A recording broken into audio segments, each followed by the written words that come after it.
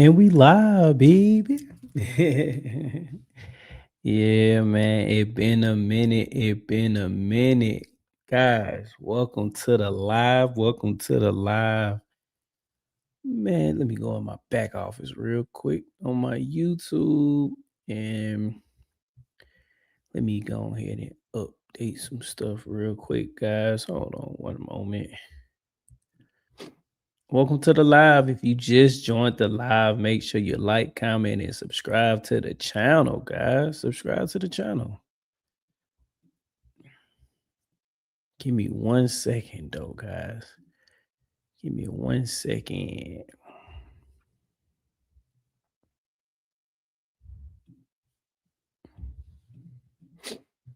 How y'all feeling today? On this beautiful Saturday.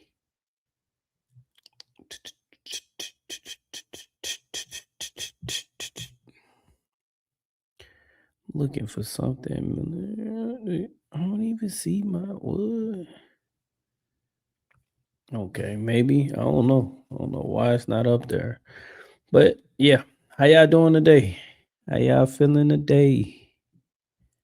How y'all feeling? Give me 1 second and we gonna get this show on the road. 1 second, 1 second. I don't know why it popped up like that. One moment, guys. Gotta go look at some, but yeah, it did pop up like that. Okay, hold on.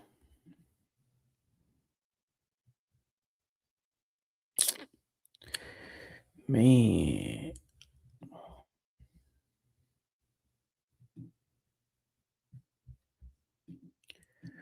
Hold on, guys.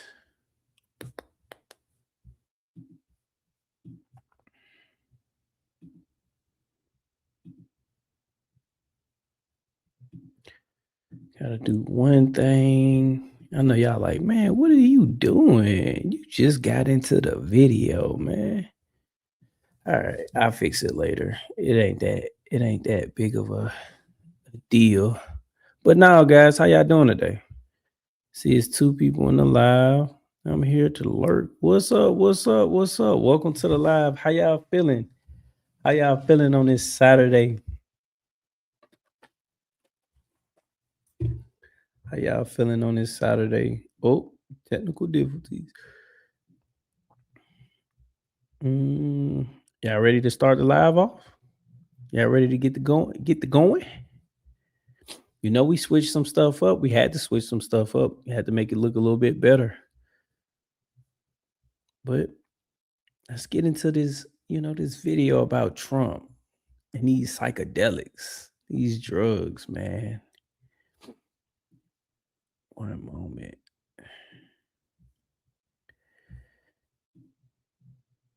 Here we go, guys. Here we go. Hey there, and thanks for staying with us on Live Now from Fox. And happy Saturday. I'm your host, Alexandra Goldberg. Now, a new executive order signed by President Donald Trump moves to fast track medical access to psychedelic drugs. Take a look here. You're getting a live look at the White House where that press briefing earlier today took place. Now, let's get into the details here of the text. The president says the executive order directs the FDA to expedite the review of certain psychedelics already designated as breakthrough therapy drugs. Also, this order will facilitate fast rescheduling of any psychedelic drugs that become FDA approved. Those details mentioned this morning by the president. Now, let's talk about what this could mean for our American veterans. Joining me now is Juliana Mercer. Juliana is a Marine Corps veteran and executive director of the nonprofit Healing Breakthrough. Juliana, thanks for being with us on Live Now from Fox. It's great to be with you, Alexandra. So, Juliana, you have advocated for years for the use of psychedelic assisted therapies to treat PTSD, among other mental health illnesses. For veterans, what was your initial reaction hearing about this executive order? Wow, this is such a big step in the right direction. Absolutely. Before she actually get into it, how y'all feel about this? How y'all feel about it? Because I don't know, psychedelics. I just any drugs. I'm just like most of the mans I have tried, no use. Okay, okay. So are you with it? Are you with it? Far as psychedelics, do you feel like it's a good use for veterans? Because I ain't gonna lie to you, I'm scared of drugs. I'm scared of drugs. Say no to drugs. Say no to drugs. Unless you actually need it. But psychedelics, I don't know about that. I just feel like I don't know. I don't know. I don't know. Like psychedelics, mushrooms. I don't know, man. I don't know. Want to, first of all, commend the president. This is recognition that our current system isn't working and far too many veterans are being lost because of it. Right. Like, see, but that's the thing. That's the thing. I don't want to I don't want to stop it, but that's the thing.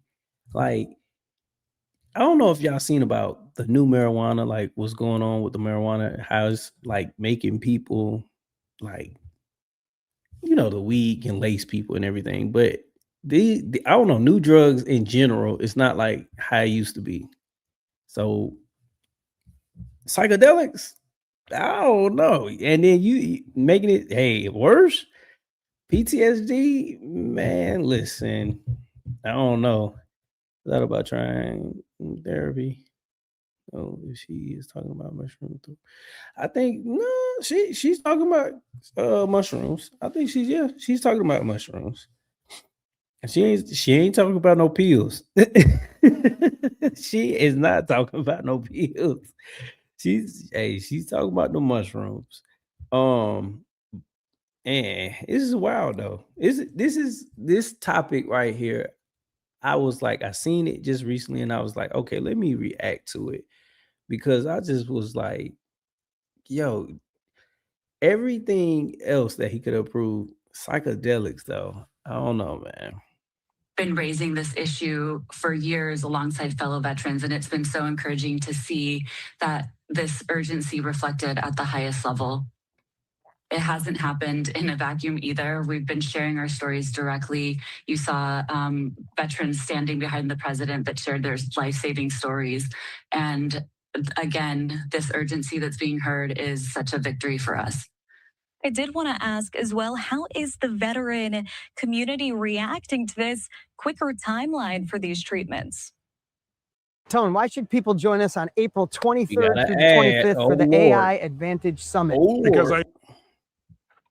This is beyond exciting. The recognition that we need new solutions for veteran mental health, and the recognition that this health crisis is very serious. The growing number of veterans that we've been losing, 150,000 veterans since 9/11 have been lost here on American soil to suicide. It's gut-wrenching, and we've been trying to find solutions. We have these solutions in psychedelic assisted therapy that Wait a minute. SARS looked out like he was out of shape, man. What's going on right there in that picture? I'm open to it as an option, but it will need like I mean, I just look at it like it's too new. It's so much drugs out here. Like man, I ain't gonna lie to you. Drugs and me, I'm scared. I can't. Now, if it helps some veterans, I understand that. Okay, but like far as just you got PTSD and you taking psychedelics to actually calm down your symptoms and everything. I don't know about that one. I don't know. I feel like it's a different alternative that you could actually turn to. I don't know. are medically based and proven to actually eliminate the PTSD diagnosis. So we're excited that there's real change Nah, it coming. ain't. Nah. And part of the focus today was on the drug ibogaine. And that is being researched here. I'm just reading my notes to help with Oh, mental really? illness. The president saying that the federal government invested $50 million in research for this drug. Can you tell us a little bit about what this is? Yeah, so ibogaine is one of many psychedelics that are being researched for multiple mental health disorders, for also for pain disorders.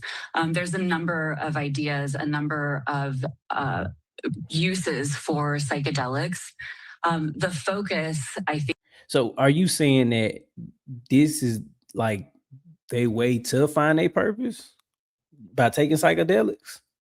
Or are you saying like it's just in general, like they're trying to find a purpose? So I don't know. Cause you gotta think, okay, what if they have a bad trip? What if this actually make it like how, somebody earlier said, it make it worse? Doesn't need to be on the specific substance.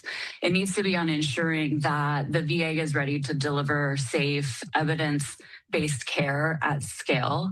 Right now, the VA is studying has Like over always. a dozen different trials where they're studying MDMA and psilocybin. Those are the two psychedelics that are en route to FDA approval, hopefully soon. And I think that this executive order is going to absolutely accelerate the FDA approval for these two. And it's opening the door to study other substances like ibogaine that show incredible promise, not only for mental health disorders, but also for substance use disorder, which I think is really exciting in the light of our opioid epidemic. Like, you she on it mentioned right clinical now. trials. You also mention She on the other psychedelics psychedelic right now. substances. Both topics there, I definitely want to dive in deeper. But keeping the focus here on ibogaine, it is currently a Schedule 1 drug, meaning the DEA Also, guys, considers it to have high make sure you potential for like, abuse, comment, and and subscribe it's to the not channel. currently accepted for medical use. I just wanted to get your insight here. What does the research say at this point about its benefits and risks? We have early stage research for ibogaine. It is one of the more difficult psychedelics, both physically and mentally and emotionally. I think the physical troubles that come with it are where the research needs to happen. There's potential for heart issues with ibogaine. There's also a very high level of medical care that needs to come along with this treatment. And so the research that we need is to figure out how to use this psychedelic in conjunction. Oh, hell no. She don't know what the hell. She don't know what she talking about. It sounds like it's some bullshit. I'm gonna cut it straight dry. She stuttering and shit. Hell no. It don't sound right. What's up, chat? What's up, y'all? Welcome to the live. Look, make sure you like, comment, and subscribe. She got me pumped because I'm just like listening, and I'm like, oh hell no, she don't know what they still studying this. So it's too new. I mean, it's pretty bad. My VA claims agent was a veteran. He took his own. Yeah, man. Ooh. Just brought home about the beef and chicken. What? Where they came? That was so random. What's up, East Boogie? Sounds like a sketch deal. Right. It don't sound right, guys. It just don't. It don't. With therapy, who can use it, who should not use it. And that's what the FDA trials are going to help us to figure out. Again, really encouraging that we have two psychedelics that are really close to FDA approval. And this executive order is asking the FDA to accelerate the decision of the drugs that are in Schedule 3, in phase 3, and that is psilocybin and MDMA. So those two are going to be available most immediately. MDMA, for example, has a 70% efficacy in eliminating the PTSD diagnosis. There's so many veteran lives that will be able to be saved as soon as these are FDA approved and in the VA system. Yes, and a lot of your advocacy does focus on MDMA. You mentioned that it is in its sort of stage 3 clinical trial. Is that correct? They've completed stage 3 clinical trials for both MDMA and psilocybin. And ibogaine is in preclinical trials. Okay, that is good context for us to know for this. And before we go any further, I do want to give you the opportunity to share your really powerful story of your military service and how you got into this advocacy work, fighting for veterans to have access to treatments like these. Websites your competitors don't want you to know. It sounds like y'all finna grill. All you do is go to this website. Y'all grill and it lets you find out exactly how tomorrow.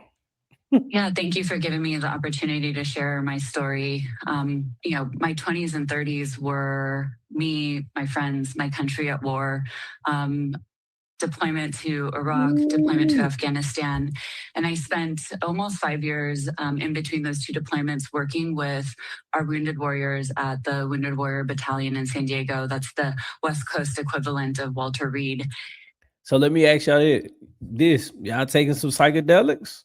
I know y'all in the chat talking about ribs and stuff. Y'all taking some try to get real for the church every other week. Okay. That's dope. That's dope. So wait, do you actually take plates to the, to church and everything?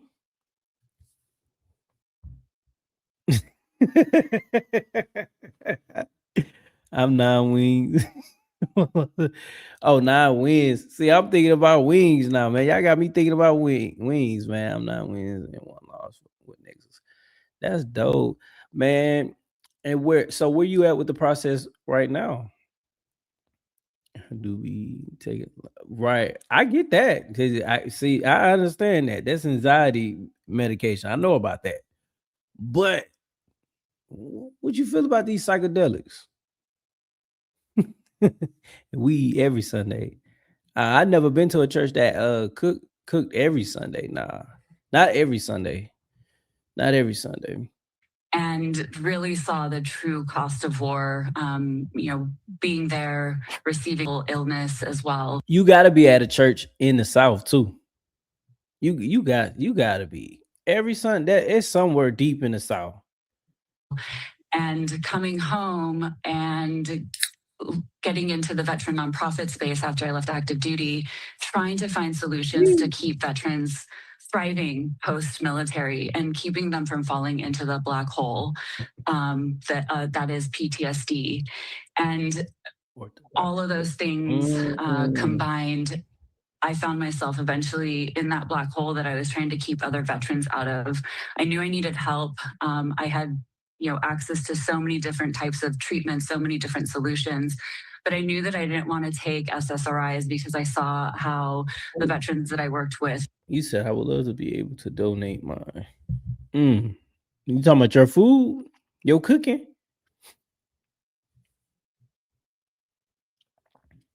Had experience with those and that they weren't helping and they were actually, often numbing and sometimes increasing suicidality. And I reached out to an organization called Heroic Hearts Project. They connect veterans to psychedelic assisted therapy outside of the country where it's not illegal.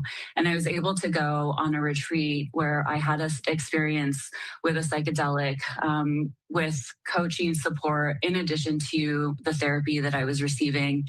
And I was able to. So the South has a full course meal every after Sunday, after service. My bad. Is that's in Georgia?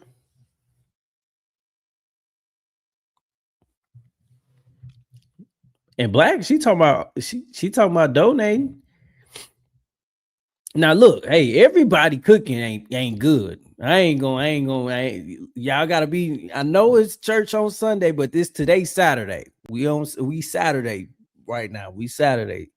But everybody cooking. I know y'all taste somebody ribs, not ribs, but mashed potatoes or something. Making it PTSD are not mixing well for me. Facts. Facts. That she PTSD. You talking about the actual her that we looking at right now? Supposedly, yeah. If that's what you're talking about, yeah. She said, "I know my barbecue is involved."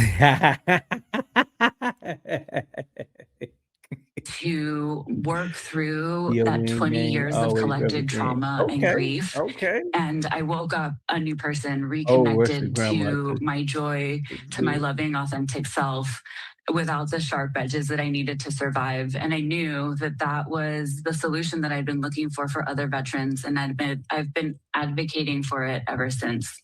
Well, first of all, we thank you so much for your service. You bring up the use of SSRIs, and I was kind of wondering, is the antidepressant an SSRI? Is that what is commonly used to treat a lot of these symptoms right now? Yes, that is the gold standard in conjunction with different forms of cognitive behavioral therapy. We're not seeing improvement in the veteran suicide rate. And I think there's direct correlation between those substances not making a meaningful impact. And many of them on the label, they increase suicidality, which is just really scary for people that are trying to find a medical solution to their suicidal ideation. A drug that you're taking may help, but it also can increase your suicidality. So we are so thankful that these psychedelic compounds, the trials that we've seen are not showing an increase of suicidality. In fact, there's. But how much, what dose do you know? Excuse me. Jeez, Louise. What dose? I want to know, how you will be able to detect the doses on which veteran, what, it's crazy they want to prescribe the worst. They might as well got dang experiments with meth. Straight meth, crystal meth.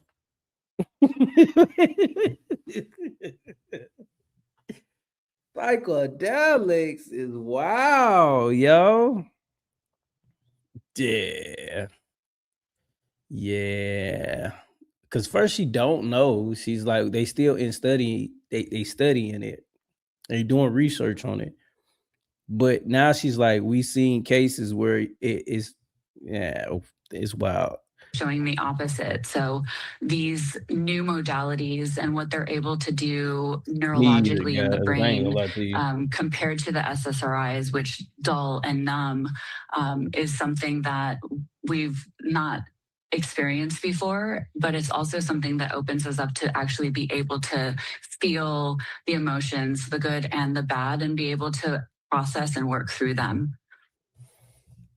Well, as we look out for the next several weeks and months, she's supposed to be on here. Psychedelics work for every veteran with PTSD. You want to know how I know? Because I take psychedelics. That's it. She should have been like, it would have been way more convincing. But how she's stuttering and everything is like,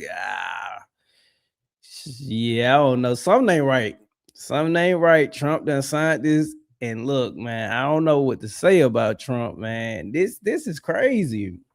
This is crazy. Out of just anything else, psychedelics. What does come next in this process? Oh yeah, they definitely don't want to be a case study. Yeah, I think this is a great step in the right direction. I think the real challenge ahead is ensuring that these efforts translate into care. Veterans and all of those that are suffering today don't have time to wait for a system that moves at a slow pace. So this executive order, looking at speeding up the process, is a really great opportunity. The opportunity that lies ahead of us is to start to build the infrastructure, start to train clinicians, look at reimbursement, and clinical delivery models, and making sure that these therapies can reach patients safely and responsibly as soon as the FDA gives us that approval. Wait a minute. All right. Wait. How we get on? How does she look? How does she look? It gotta, because she don't look bad. I mean, but I kind of get what you're saying, but I gotta hear it from you. Gotta hear it from you. Man, let's get into the other video that Trump made, man. Yeah, it's wild out here, man. It's wild out here in these streets, in these veteran streets. Man, Trump just be doing any and everything, man. Any and everything.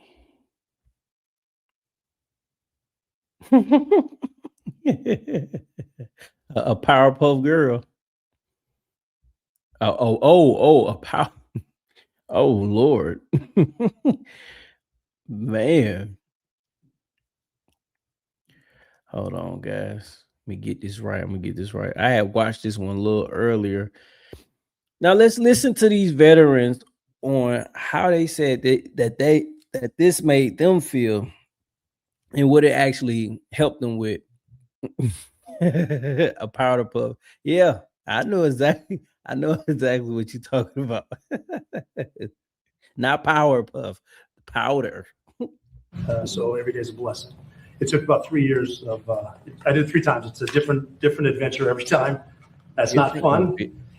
So without it, you would have had problems. I did it with, there was a Green Beret 28-year sergeant major that told me when we finished, make sure you tell Amber Capone, the CEO of Veterans Exploring Treatment Solutions, that she saved my life because I was going to kill myself next week. So they sharing psychedelics? That's what we doing? What? Wait a minute. No, he said we did it together. Yo.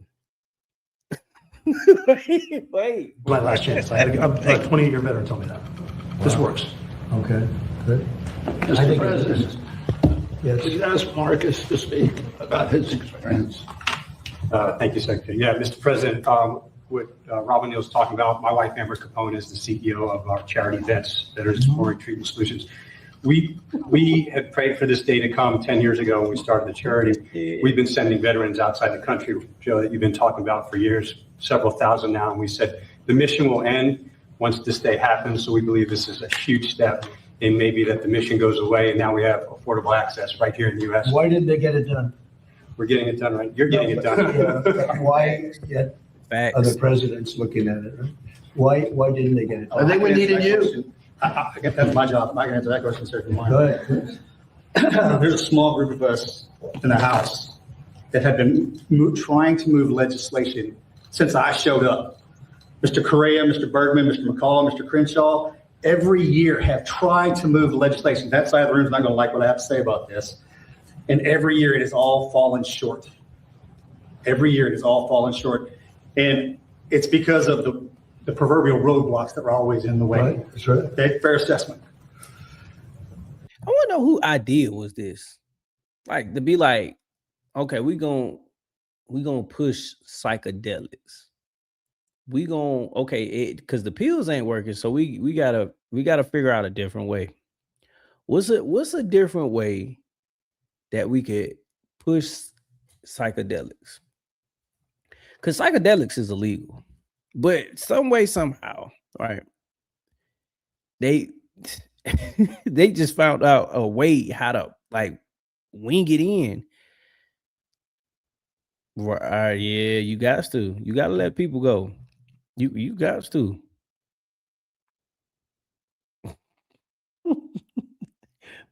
That's why so the medication ain't enough because they already started with the medication. Man. But those members and myself were convicted never to give up, ever. And with this executive order, he's acting. I'm going to maintain composure, Mr. President. With this executive order, you have broken down those barriers and allowed us. I have all the faith in the world that this will codify and remain forever. So thank you very much for taking care of your service members and your veterans and giving the members that have been working on this for so long a chance. Thank you, sir. Listen, Beehive has always been the best newsletter platform for monetization. Their ad network and their analytics are unmatched. But I really don't. I ain't gonna lie to you guys. This, I want to tell everybody how this happened. I sent President Trump some information. We have a gigantic opiate problem in this country, obviously. In 2024, more than 80,000 people died of overdoses. It's a horrible number. And now, okay, on that standpoint, I can see why. Overdose. But once again, how much would you know to actually, like, the dosage of the psychedelics? How would you know, okay, take this amount? Because you can overdose on anything. You can overdose on anything. Most of them were kids. Approaching my 30s. Oh yeah, you had to. Yeah, you had to. There's more than 5 million people that are addicted to opiates right now in this country. With one dose of Ibogaine, more than 80% of people are free of that addiction. With 2 doses, it's more than 90%. I sent him that information. The text message came back. Sounds great. Do you want FDA approval? Let's do it. It was literally that quick. These drugs are illegal not because they're harmful. They're illegal because of the 1970 Controlled Substances Act that was passed by the Richard Nixon administration. They did it to target the civil rights movement and the anti-war movement. It's not because these drugs harm people. And for 56 years, we've lived under those terrible conditions. We're free of that now. We're free of that now. Thanks to all these people that we see next to me, and thanks to President Trump. I mean, they just brought it back to be told. This was already a thing that went, that was going on. We all respect Joe, and he's a little bit more liberal than. That's okay. I have a lot of friends that are liberal, but Joe is an amazing guy, and he wrote me a little note about this, and I had it checked out. I didn't just do it. I had it checked out. I went to Bobby and Oz. I went to some of the people that work for you, Real Pros, and everybody came back with the same answer. Normally they'll come back, because this happens a lot. We have a couple of them like that where they're not sure. It's like, it goes 2 ways. This thing, everybody thought it was incredible. And I told Bobby, I said, Bobby, let's just do it and get Oz involved, and it's going to get done so quickly. And you guys did a great job. Would you like to say something else? Mr. President, I want to thank Matt Zord, who's hiding in the back there, who actually on Sunday wrote a draft. Yeah, they didn't say nothing about the side effects. For this, you already thanked Heidi and Kelly, but Susie Wiles makes everything run here. This was an unimaginable task in 1 week to be able to go from a series of connections and communications with Joe Rogan through the honey badger of them all, Bobby Kennedy, who said, we're not going to stop. We didn't start calling everyone down the pike. Steph Spear's been involved, and Chris Klump, who's been doing a fantastic job, helping run everything in great efficiency, made something. I just want to emphasize this. This is an entire paradigm shift away from a one-day-a-pill model, which has failed so many. And to the many who are drug resistant that Joe just spoke to, this offers them a way of getting out of that rut. The question now is, can we study why it works to understand it better, to use it better? That's what Jay Bhattacharya is going to do, NIH with major funding support, perhaps some ARPA as well. Marty spoke eloquently about the FDA's accelerated pathway for this. And then they still trying to push them shots. Man, ain't nobody yet. Listen, that COVID-19 shot, they was, bump that. I'm taking my chances. I ain't getting no shot. But see, they still letting us know, like, this, even though it's in effect, they still trying to study this. They still trying to figure this out. So with any drug that's still new, I don't trust it. I don't trust drugs in general, but it's still new.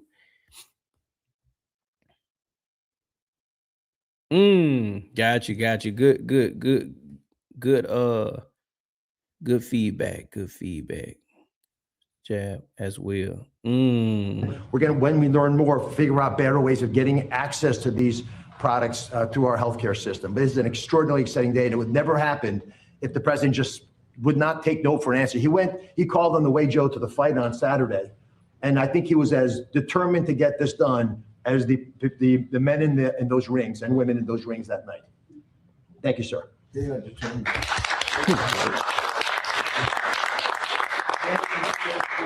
Yeah, I want to thank Professor Nolan Williams. When I was a professor at Stanford, I got to know him, and he taught me about ibogaine and all the. Things have gotten pretty expensive lately, and I need to generate some additional income. I stumbled upon data. We're gonna switch the narrative.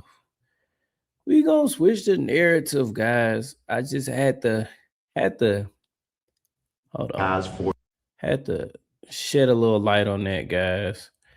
I thought that was a interesting topic to actually go over. But we're gonna switch it up a little bit. Let me see. Talk about something a little bit different. Let me see.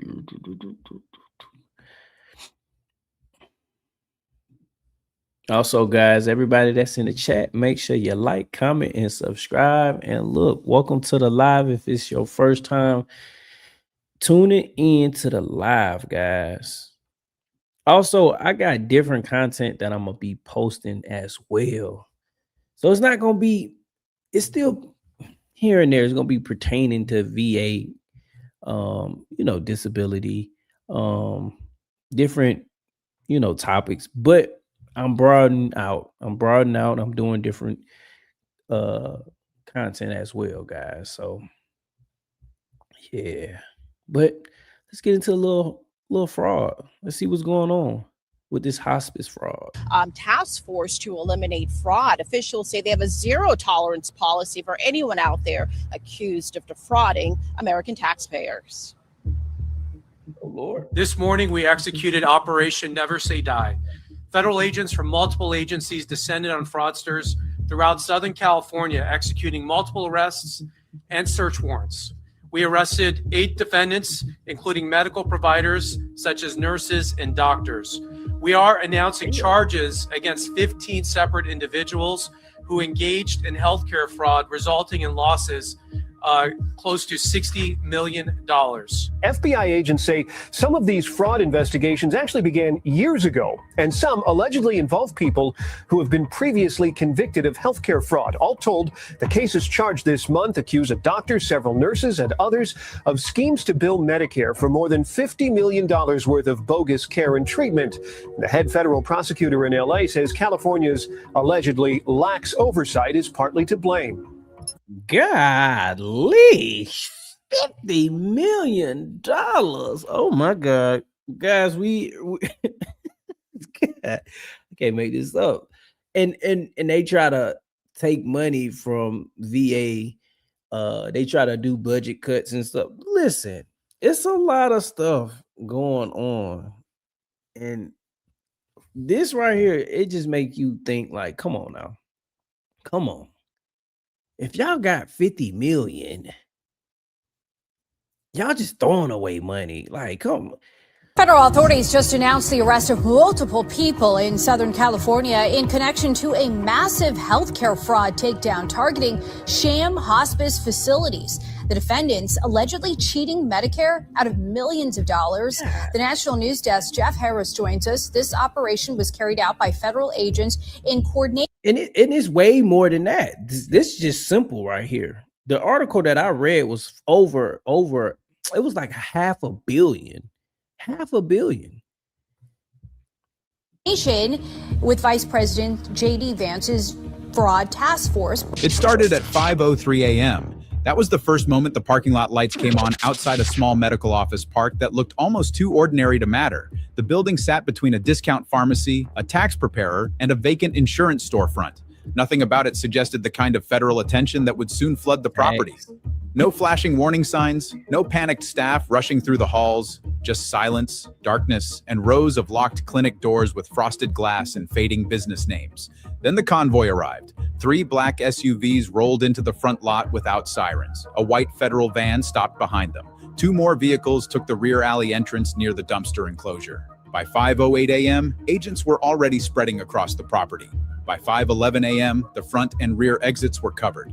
By 5:14 a.m., a second team had moved toward 2 nearby offices registered under different healthcare companies, but all connected, investigators believed, to the same fraud network. No public warning, no media outside, no dramatic shouting for the cameras, only quiet coordination, clipped radio updates, and federal agents moving with the kind of certainty that comes from months of preparation. At 5:17 a.m., the lead team hit the first door. At 5:18 a.m., the lock gave way. At 5:20 a.m., agents were inside the clinic. What they found in those first minutes told them almost everything they needed to know. There were exam rooms, yes. There were desks, yes. There were computers. Facts. That's why I said it's crazy how much money that they, fund out. Because I mean, even though they committed fraud, still this is the money that was given to, these hospitals and, caregiver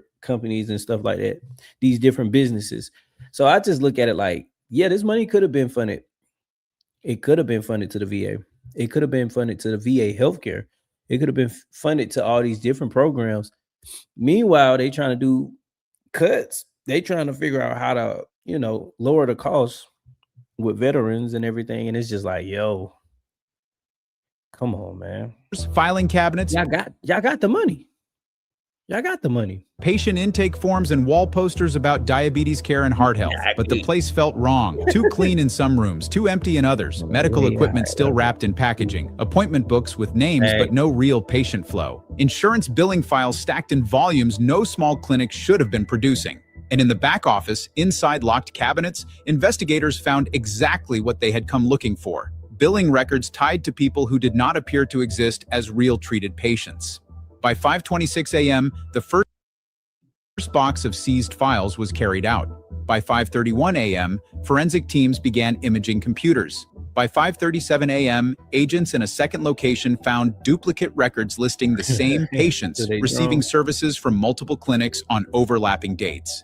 At 5:44 a.m., the case changed. Because what had first been described internally as a large healthcare fraud investigation was now being treated as something even bigger.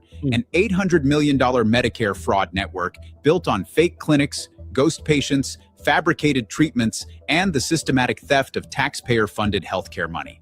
By 5:52 a.m., more warrants were being served across the city. By 6:05 a.m., corporate offices linked to billing contractors were being searched. By 6:19 a.m., 2 physicians associated with the network had been detained for questioning. And by 6:34... Oh yeah, they recouped all that money back. They recouped, yeah. It's a dirty game. It's a dirty game. It's a dirty game. It's a dirty game. In Minnesota? I think is it pertaining to the same I can't even think of it. But is it pertaining to this still? a.m., agents were using one phrase again and again inside the command briefing: ghost patients. Patients whose names existed in databases, forms, and claims systems, but whose treatment histories made no mention. Oh, this was like a month or two ago. I think I know what you're talking about. I want to say they was Ethiopians or not Ethiopians, but I know what you're talking about. It was with the daycare, right? Medical sense. Some had supposedly received expensive procedures they never asked for. Some were listed as visiting clinics hundreds of miles apart. Some were dead. Some were elderly and had no idea their Medicare numbers had been used to bill the government for thousands, sometimes tens of thousands, of dollars in fake care. Because Medicare fraud at this level never starts with a man walking into a room and stealing a pile of cash. It starts with paperwork, codes, claims, identifiers, relationships, and the simple reality that a healthcare system processing billions of dollars can be manipulated by people who understand exactly where trust lives and how to exploit it. The clinics at the center of the case had all been presented as legitimate healthcare providers. Some specialized in chronic care, some in home health coordination, some in outpatient treatment, some in diagnostic services, On the surface, they looked plausible. They had office signs, professional websites, appointment desks, and enough furniture to resemble operating medical businesses. Some even hired real staff for front-end activity, reception. I mean, well, what do you expect? Once you fund this money, they could just go get all the equipment and just, just do it like that. Like it ain't gonna be too hard to make it look like it's a real legitimate business, a clinic. Like that's crazy. Receptionists, assistants, part-time nurses, IT support, janitorial services. Enough motion to create legitimacy, enough structure to pass casual inspection. But according to investigators, much of that legitimacy was a shell. Behind the waiting rooms and white coats was a network built to do one thing exceptionally well: build a government for services that were unnecessary, exaggerated, or completely fake. The operation allegedly relied on several moving parts working together. First came patient data, Medicare beneficiary numbers, demographic details, insurance identifiers, and medical backgrounds obtained through recruitment, deception, purchased lists, or outright theft. Then came the clinic layer. Claims would be submitted under physician names, provider numbers, and treatment categories that made the activity look routine enough to process. Some clinics existed mainly to generate paperwork. Others provided just enough limited real care to hide massive fraudulent billing around it. Then came the volume. That was the key. Small fraud gets noticed. Industrial fraud hides in size. Investigators say the network billed for high reimbursement services over and over again. Diagnostic testing, durable medical equipment, physical therapy cycles, home healthcare visits, specialist consultations, chronic condition monitoring, infusion treatments, and medically unnecessary procedures that generated huge payouts once coded correctly. The patients were not always completely invented. Sometimes they were real people whose information had been hijacked. This is wild. Let's see. Man, yeah, this is wild. Hold on, guys.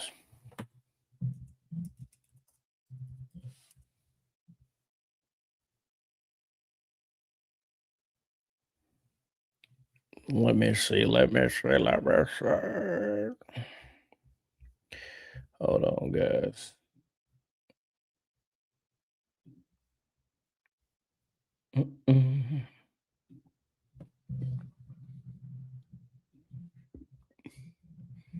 Bring you over here to the TikTok streets. See what's going on in TikTok, man. Let's see what's going on out here in these TikTok streets. Hold on, wait. Too close now. Too close.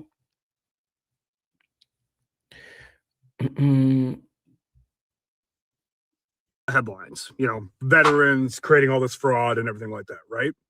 But let's actually look at the receipts. I'm peeling back the curtain on the VA Ponzi scheme, and it goes a lot deeper than just a few bad bonuses. This is about a system designed to outlast literally all of the veterans. But in order to get a grasp of all that, let's jump back all the way to 1923.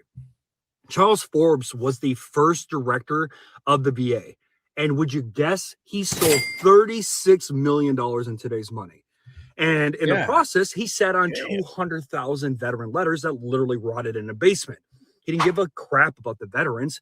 What he cared about was the kickbacks from the hospital contractors. Yeah. Well, shit, that sounds a lot like today. So let's go ahead and fast forward 100 years. And it seems like we've got the same bird, one of each wing, and they're feeding from the same trough.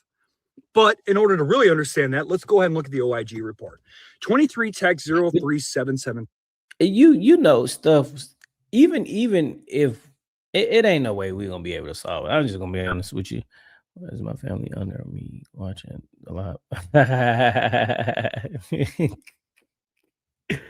They wanted to tune into the live, man. Welcome to the live. Look, make sure you like, comment, and subscribe to the live, man. 3. While you were waiting for your PACT Act rating, 182 senior executives in DC took a $10.8 million in bonuses, meant for frontline staff. But instead, Dr. Sharif in Law and Joshua Jacobs signed off on checks of upwards of $100,000. This money was meant for people who were exposed to these awful things, but instead they were more worried about making sure that the DC could pay their own fucking salary. So, and then you want to get into something even further and more frustrating, then let's talk about the tech. They have literally spent $50 billion on Oracle Center for a software system that cannot even actively and accurately track your meds. $50 billion could have built a state-of-the-art veteran wellness center in every major city in this country. But they'd rather pay a contractor than pay a chiropractor. And then don't even get me started with the community care. They have wasted $223 million on an admin while it is so hard for private doctors just to get paid. And then they eventually just stop seeing us. They want you back in the VA system because that's where they control the money. It's a closed loop, a Ponzi scheme of your time and your health. It is not the vet with 100% rating who's frauding the system. The fraud is the suit who thinks. Yeah, that's true. But guys, I got to show you this video real quick. Got to show you this video. This is my first time like actually hearing this. I don't know how true it is. And I know, don't get me started on community care. Man, but where is she? I want to show you. Okay, here she go. I'm a play her because I gotta use the restroom real quick, guys. Who was that? Who, her? Which one? That you talking about the video I was just playing?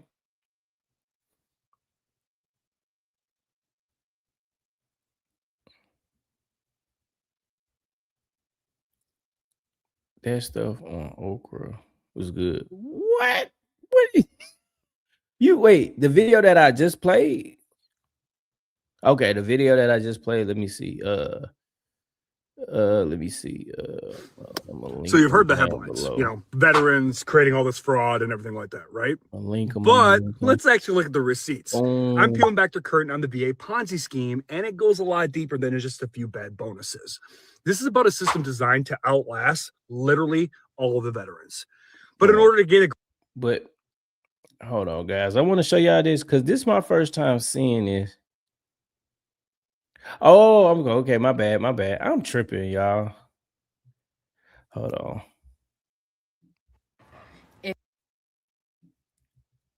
My butt over here talking about okra.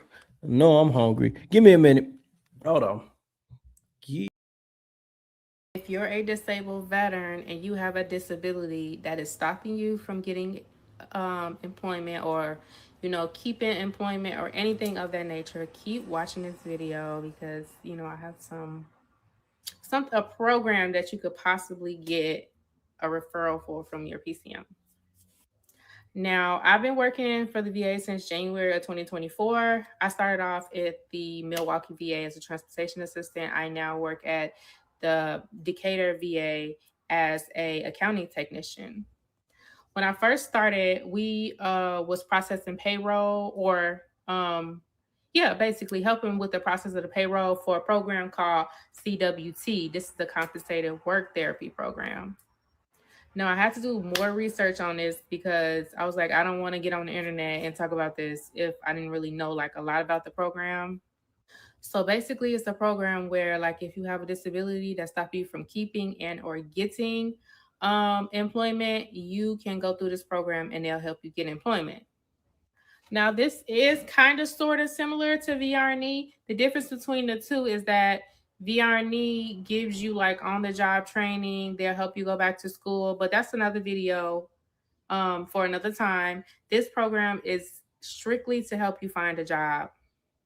Now, they do start you off sometimes at the VA, sometimes at other locations. It all depends on what happens when you go through the entire program. You will need to see your PCM and let them know like, hey, I'm having a hard time finding a job. Are you all able to write me a referral to the CWT program? This is basically like a little something. I don't know if somebody wants to screenshot this. Now, they do have my son's father going through the process right now. He has to take a drug test, and then he has to take one other test, it's like blood work or something like that. And then once he gets in the program, once he gets the referral, after he takes the drug test and go through the whole process, he'll be in the program. He'll be on the therapy program.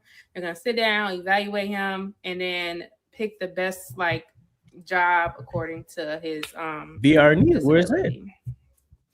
So if you're having a hard time finding a job, whether it's anxiety, depression, you need something to work from home, that program can help. Whether it's physical disabilities like legs, arms, and you can't be standing up, you can't do a lot of running around, that program will help. Now, this is completely different from VRE, and I'll probably do another video on VRE because I learned so much about VRE. It's crazy. But yes, you can go to your doctor and ask them to write a referral for the CWT program if you're a disabled veteran, you can't find and or keep a job. If you Yeah, I thought that was interesting because that's my first time actually seeing that. I didn't know that. I didn't know that you can go to the actual VA to actually be like, hey, I need, I thought you had to, use VRE, but I guess not. I guess not, guys. I guess not.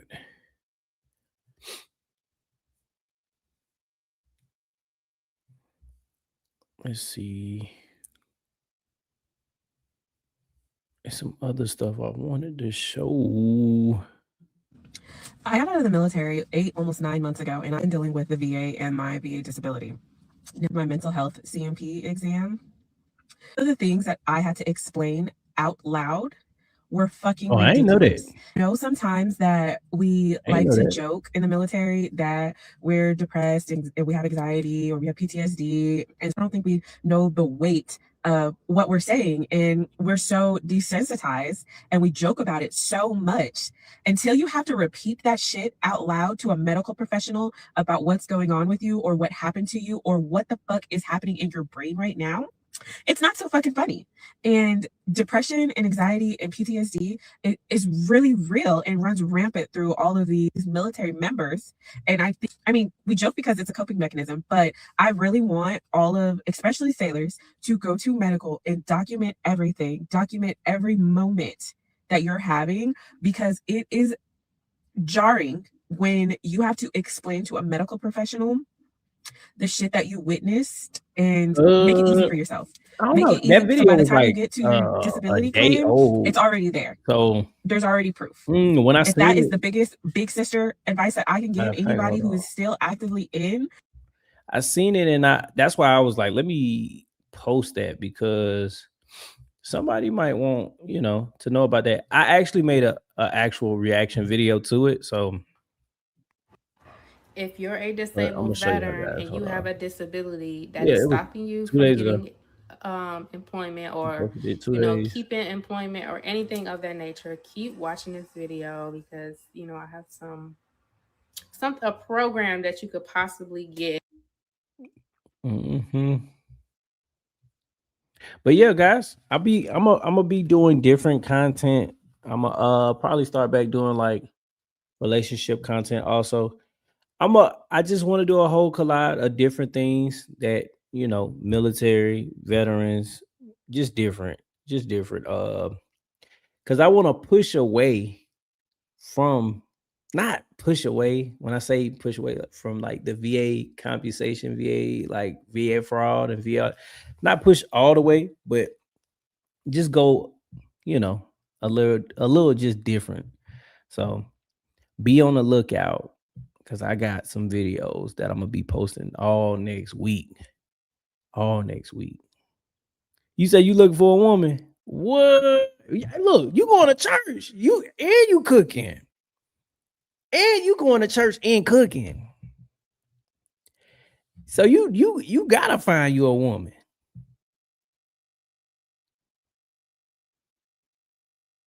Trying to stay active. You got to keep moving.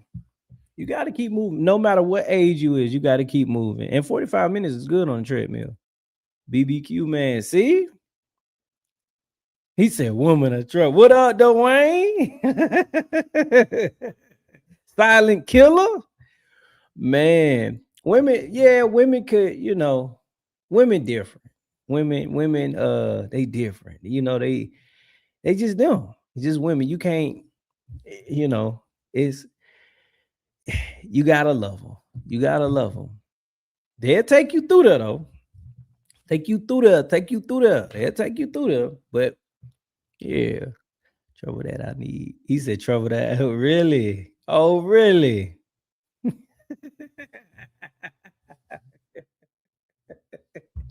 Oh, really? Yeah, man. So I'm gonna be doing a just like I'm gonna give you like a scenario example. Like, I'm married to a veteran, which sounds hot until you have to live with their habits. One of them being phone calls. yeah, Anytime we have to yeah. read off a No, code, you like gonna a have to watch out for confirmation that. code Yeah. or a serial number, this man turns into a full-on military communication tower. We'll be on the phone with customer service and he'll be like, yeah, that's F as in Foxtrot, T as in Tango, B as in Bravo. And I'm standing there like, who are you talking to? The Pentagon? Meanwhile, when it's my turn, I don't have a system. I panic. I just grab whatever word shows up in my brain. Yeah, that's F as in fart, T as in taco, B as in banana. And then he just slowly turns his head and looks at me like I have dishonored the country. One time we had to give a code together. Okay, together. A relationship test we were not prepared for. He's flawless. Every letter crisp, confident. Lima, Echo, Delta. That's and I the sound like thing, I'm making I'll up lie to you. Sesame Street extras. P as in pancake. U as in umbrella. Q as in... It said most likely will hit 100%. What? What? Hey, VA and military fam, it's me, She be your having some favorite good military content spouse, also. Dr. P. I wanted to ask some of you a question. Have you been denied for your sleep apnea claim? Again, how many of you have been denied for your sleep apnea claim? Well, let me tell you something. It's probably not the VA just being mean or nasty to you or just wanting to deny you. It's probably how you filled out your claim. They're just not out here denying people, okay? So it's probably that you filled out your claim wrong. First of all, you need to have had either a service connection as to why you have sleep apnea, and you have to file within at least 1 year of being discharged out of the military, and you can make it secondary to things. So I said it at least has to be a service connection. You have to file it within 1 year of being discharged out of the military, and it can be secondary to things. But ain't sleep apnea is one of them claims. It's hard and it's phasing away, ain't it? I feel like I know. Wait, it's phasing away. They trying to phase it out. Nope, I got sleep at 50%. It's going. That's what. See, I just said, yeah. See, I know, I ain't tripping because I'm just like, wait. But see, are you gonna be good with that? Even though they trying to push it away. I'm at 80, and I just found bulging disc. Yeah, I got that bulging disc myself. All bilateral.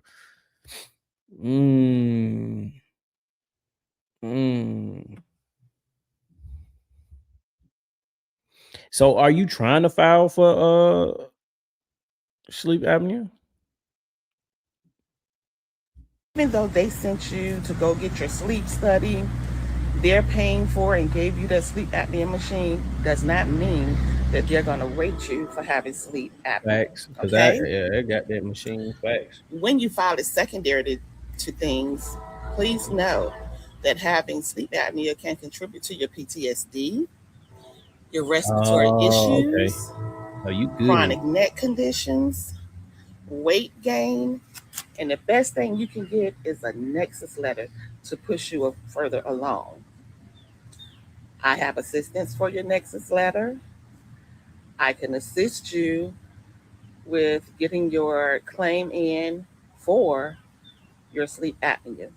DM me, and remember, as always, to like, share, and follow, and have an amazing day. Let's get this sleep apnea service connected.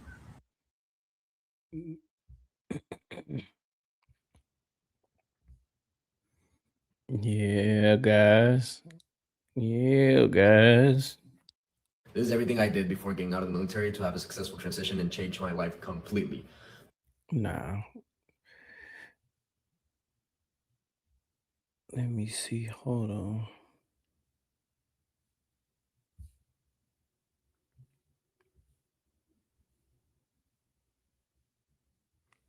Oh, I ain't make one to that. I need to. Oh man.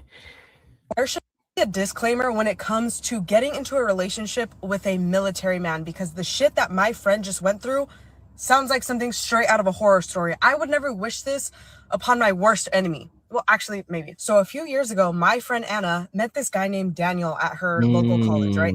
Honestly, in my opinion, he seemed a little boring to me, but whatever. It's not my relationship. It's not my deal, right? Long story short, she was happy, right? And she seemed genuinely happy with this guy until it was time for graduation. Because when they both graduated, my friend Anna decided to stay here and go to a local university while he picked up everything and he went to Irvine, which is like 4 hours away. Doesn't seem that bad, but this is when the real problems really started to kick in. For the whole 2 years that he's finishing up university over there, they're doing the long distance, right? And this is where I started to see a side of Daniel that I've never even seen before. She starts telling me, like, when we meet up and we talk, Anna's venting to me and she's like, dude, like, I don't know what his deal is. She starts telling me the shit that he's saying. I really can't believe it. Daniel. Texas. Right arm, left arm. Yeah, they told me C4, C5. Yeah. I know exactly what you talking about. That bulging disc ain't nothing to play with, yo. I just had a little tingling in my back not too long ago. That's why you might see me do like this. I might stretch it out. Is complaining to her that he feels like they're growing apart and all this stuff, right? And he tells my friend Anna, the most insane shit ever, that he wants to see more effort from her. Mind you, Anna has gone to visit him at this time probably like 4 times. He's only been to visit her once. He's telling her, it just feels like it's. You still be moving around though. Like when I say moving, like walking and stuff like that. It's such a strain on our relationship. I feel like we're disconnected. I need you here more, right? So then she does the most. She starts visiting him like once every 2-3 weeks, which is a lot. Okay, that's a lot of driving back and forth. And why is Anna putting in all this effort? That was just a red flag to me. But I told her what I thought. But it's, again, not my relationship. Okay, so then it finally comes time. They're both done with university, right? And he was in the military, okay? That's how they met. He was here at the naval base. Now that he's graduated, it's time for him to go back home. He's from Minnesota. So now the distance only being 4 hours, the distance is now like a plane ride that's 6 or 5 hours. I don't know what the distance is, but it's a lot longer than it was before, right? And I knew that this was going to cause problems, but I didn't think it was going to cause issues like this. About 4 months of him being gone in Minnesota, that is when their relationship really starts to crumble, right? She calls me up and she's telling me like he's yeah, that spinal tap. Ooh, man. Let's see. Hold on, guys. What that is? I never heard of that.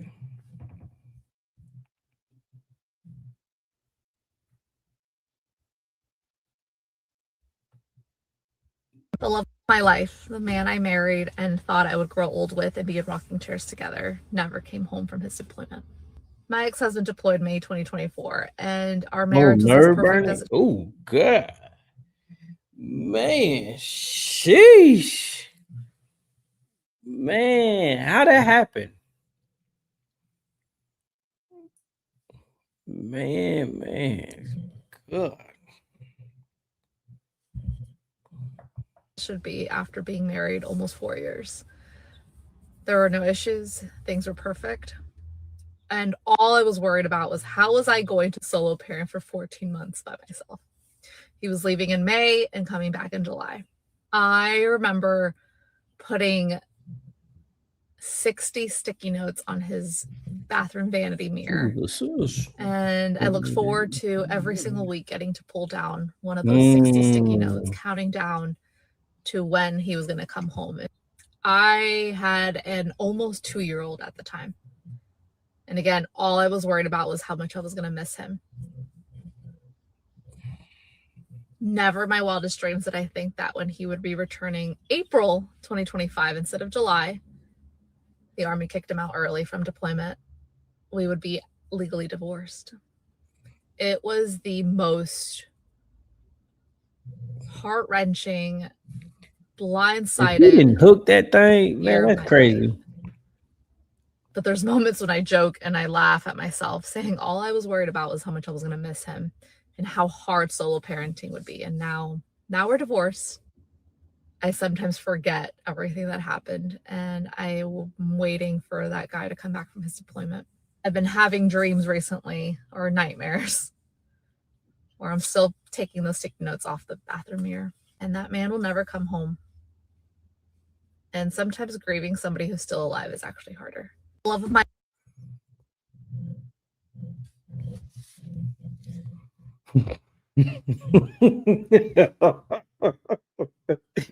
Man, po child. Since y'all want to be in my comments in my last video, bitch, I'm gonna give you a reason to be in these motherfucking comments. So y'all are missing the whole plot. The whole plot is to be respectful to one another. I think the issue in the Army is people think what they wear on their chest defines them as a person. All are mad in my comments when a soldier wants to stick up for themselves. Due to respect, it's just respect issue. Everybody in my comment section talking about how UCMJ, first one in, first one out, da, da, da, da. Bitch, I never gave a fuck. It's a piece of fucking paper. The fuck you act like I'm out here doing some chitty bang bang to motherfuckers. I ain't. Man, I'm good.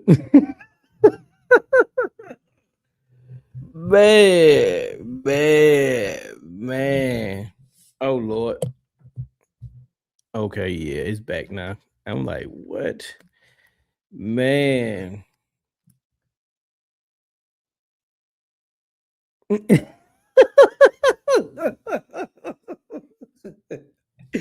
Man, listen. She young though. She young. Like I comment on the video about the generation. Look, I think this generation ain't. They a little slow. They're a little slow. Like I said before in that video, I said, now we all in the military. You know, when we were serving in the military, we all done did some stuff, but it's like we didn't post everything. Like I don't even think, like, even with Snapchat and all that, Instagram, I wasn't posting on none of those. Now I probably took some pictures of some stuff, but I wasn't posting.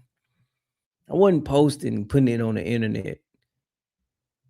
Ain't doing shit. Just respect me as a person. It's never that deep. Real motherfuckers that haven't been bullied, and when they have that rank on their chest, they say, stop that weird shit and talk to me like a regular person.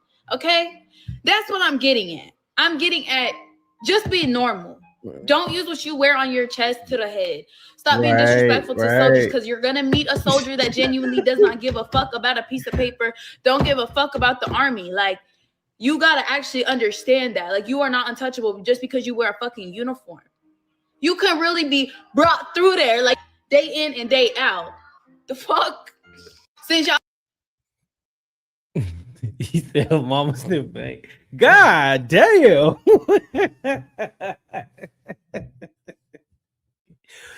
Not paint. We just got off psychedelics, not paint. Come on, man. Yeah. I don't think. Yeah. It's you right. Cause you gonna have those moments where you just like want to lash out. Somebody got to get it. Somebody. Look, you come toe to toe with an NCO, and you like, man. But it's still a thing of respect. You still gotta have respect. You can't, break that military barrier. Like, maybe back then, how you can square up with an NCO and y'all can fight it out, and then it would be cool. But now, Nah, you ain't. That ain't gonna work. That ain't gonna work. You might find an NCO getting his ass kicked. I ain't gonna lie. I thank God that I didn't get kicked out of the military because in my spirit, I am the definition of nuck if you buck. Like, I will give you one good Right. time to just talk to me crazy, and then I'm gonna sit there and like process it and make sure that you're talking to me crazy before I get crazy right there with you. And thankfully for me, I think I could probably count on one hand how many times people either disrespected me or tried to disrespect me and found out very quickly Does that get benefits? that I was not about that life. I don't know, there's just something that happens in my head, like you talk to me crazy and it's like this uniform is coming off. Like we talk about military bearing all the time, and I really tried hard to be professional sometimes, but some people really be trying it and they be pushing you to that edge, and you're just like, who do you think you're talking to? Who are you talking to? It's not me. That, and I'm Change the also voice. the definition of everybody's thinking it, but I'm gonna say it out Right. loud. Then everybody looks at me appalled, and I'm like, all of y'all were literally thinking it. I don't understand what the problem is. I knew very early on I wasn't going to last too long in the system. Yeah. I had a great time in the Army, though. I had a great time. I sure did. See, I but ruffled some feathers. you gotta still play your cards right. You can't just go in there and just be like, not blatantly. If they rude to you, I get that. NCO rude, captain, lieutenant, whatever, whoever in that chain of command rude to you, I get that. It's still a respect thing. But if you young and you broke and you know the reason why you joined the military, you shouldn't be cutting up. Come on now. You should be cutting up. Right. But I didn't ruffle feathers until people really tried me, though. I ain't ruffled nobody's feathers until mine were ruffled, right? Because here's my philosophy. I just be minding my business. I just stay in my little corner. I'm not gossiping. Right. I'm not worried about nobody. I'm not starting nothing. So if you want to be starting something, don't tweet with me. Don't tweet with me. I'm very grateful that the Lord protected me, because I could have gotten into lots and lots of trouble because of my mouth and how slick I am sometimes. And I think over time the Army definitely did refine me, because you can't just be out there like wilding on everybody who's just out there trying it. Sometimes you just gotta let people look stupid on their own. Right. Or just don't And serve. over time that became more fun for Serving me, and get out. because people started realizing that the people that really be trying you, they really have some issues, and they don't really have a lot of self-awareness. So in that case, you just got to leave those people be and continue to mind your business. And that's exactly what I did. And I think that's why I survived.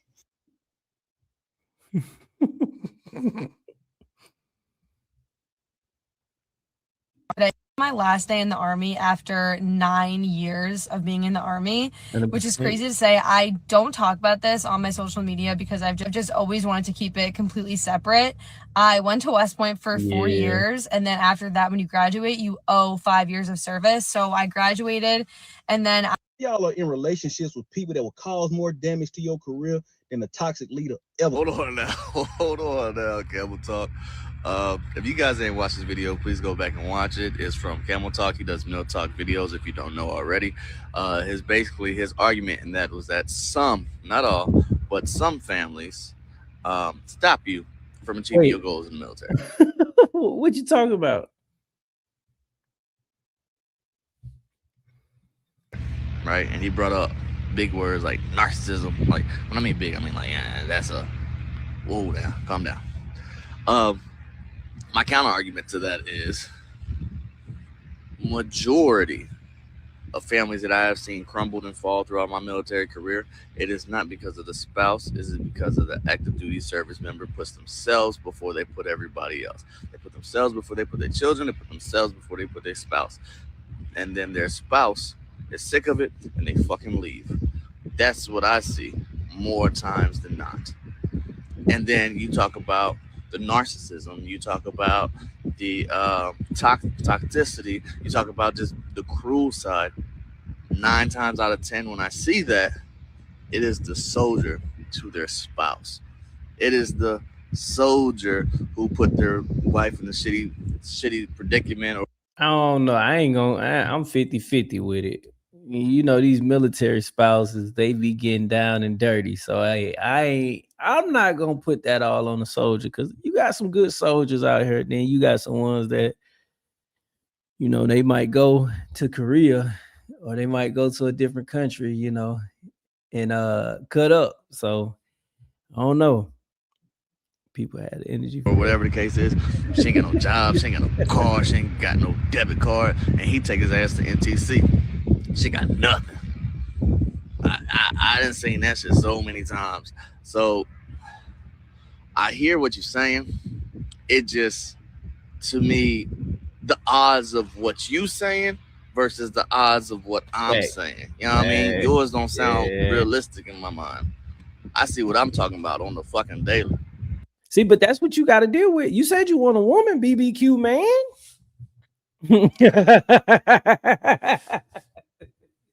You say you looking for a woman. You gonna have some stuff. You got to give in to some stuff, but not the narcissism. You go not the narcissism, but you might have to argue a couple times. You can't go into a relationship without arguing. I know I said that wrong. You don't want to come into an argument, but you can't just not expect that it's not gonna never be an argument in a relationship. One barbecue, jiggy for a girl, snuggle with a bottle. Yeah, that's right. Hello, what did I say? Women are trouble. LOL. Facts. So we're hearing reports of servicemen having to ration food and basic hygiene, and that should concern everybody. Because at the same time, they're asking our sons and daughters to enlist and go risk their lives, but they can't even make sure they're taken care of or have what they need. But let me get this straight. While soldiers are out here having to ration food and hygiene, there's still a big budget for ICE. So basically, these soldiers aren't the priority right now. Their well-being isn't the priority of America. Make that make sense. And ICE still going. So ICE still out here going crazy. ICE still going crazy out here, guys. ICE still going crazy out here. Oh yeah. Yeah, ICE still going crazy out here. Whoa. Okay, hold on.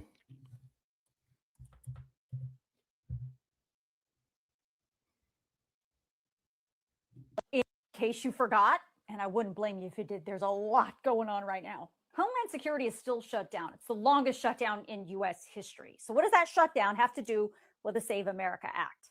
Well, buckle up, my friends, for this wild journey I'm about to take you on.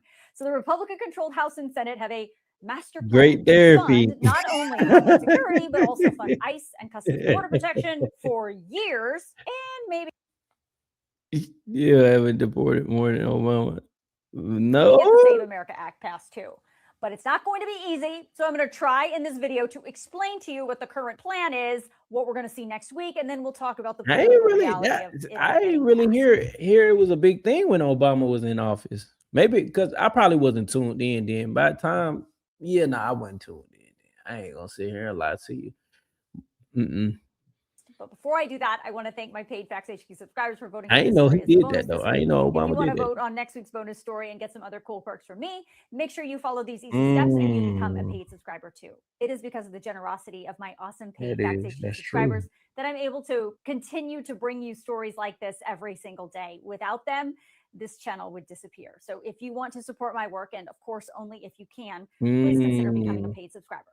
Okay, so the normal, easiest way to fund Homeland Security would be to pass an appropriations bill, which, to be clear, should have been passed in September of last year. It is now almost 7 months too late. Appropriations bills are just funding bills to give each government department their budget for the year. Homeland Security's appropriation bill has not been passed because ICE and Customs and Border Protection are part of Homeland Security, and Democrats are refusing to vote for any funding for DHS that includes ICE or Customs and Border Protection until Republicans agree to major reforms to those agencies and reforms to the way these officers conduct themselves on the streets of America. Republicans and the president refuse to make I any of ain't those concerned. changes to I ICE just or that last CBP. video So we Homeland watched. Security That was the is only shut reason down. why. And this regular appropriations process is not an option. Enter Now, the only thing I Republicans. find crazy is when veterans get deported back. That I find it crazy because like how you serve, you start a whole family here, and now some way somehow. But I mean, granted, it is on the veteran fault also because some videos that I did see, they didn't go actually fix their paperwork, so it's on them also. Mama was a good president. Yeah. Like 60-40. Yeah. Master plan. Yeah. It is a two-part plan, two different bills. And stick with me here because this. I don't know. Sarah Poppins, she's I don't know. This is the most disturbing arrest that we've had here. He is a backgrounder for ICE, Homeland Security, and federal agencies. So when you're getting your security clearance, this is one of the guys that does your backgrounds. Instantly, which is kind of scary.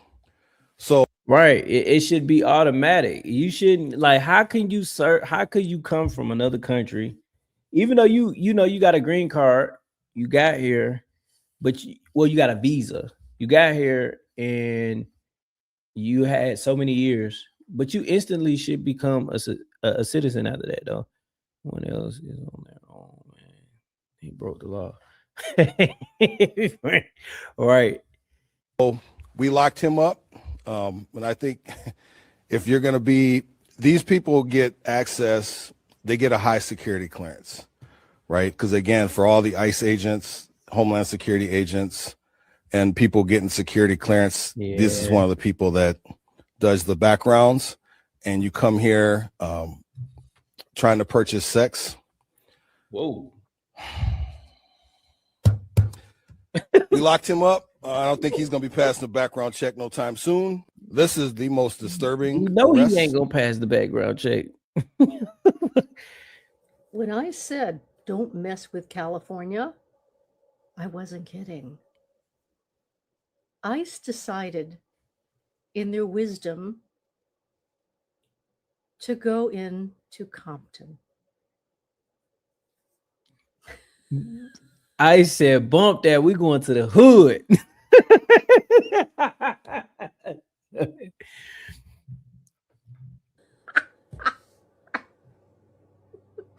The area they went into in Compton has 3 major gangs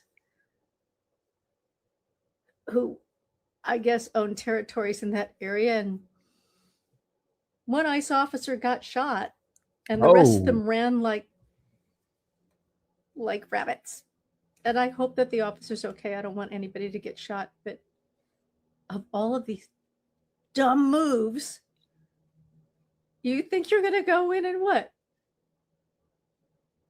Go and round up a bunch of gang members like you have been pulling off gardeners off the street? But he got out. That's hilarious. He kicked the car and ran. Man, I didn't think this was still going on, but golly. Oh man.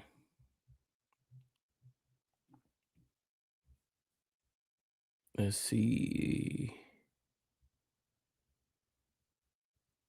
Sound like ICE. Yeah, ICE ain't gonna last that long. Not there.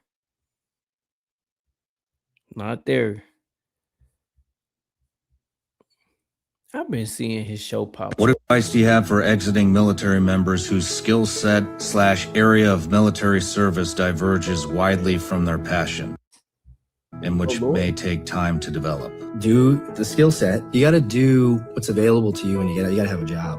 You know, you got to work that I experienced this. Start making moves towards the thing that you're passionate about. You got to stop wasting time. Some people are going to get angry about this, but I didn't have time anymore to watch 4 hours of a football game and memorize all of the statistics about some player and what college they went to, so that when we're all gathered around for fantasy football, you're like, man, that guy really knows his shit. You know? One day I realized, man, here he know the stats, man. He know every character on the game. he knows his shit. It's a waste of time for me because I gotta be making ice cream flavors and giving it to people to taste it and tell me what they think. And that was the moves I was making in the background. Going to ice cream school at Penn State before I ever started my job. I didn't know why. I think my wife was probably pissed. You're gonna spend how much to go to this fucking school? You haven't even started your job yet, but I'm glad I did. But my point is, start making moves towards the thing you're passionate about. What advice do you have for That's good if he figured it out, because it is kind of, that's different. Ice cream, I never would have just been like, yeah, I'm gonna go make some ice cream. Hey, it's a good niche, but I mean, think of, I ain't getting no ice cream while it's cold though. Not my local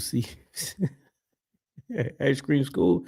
I never even thought that was a place to go, like a school for ice cream. What, you mixing the ice cream? They teach you how to serve ice cream? What utensils to use for ice cream?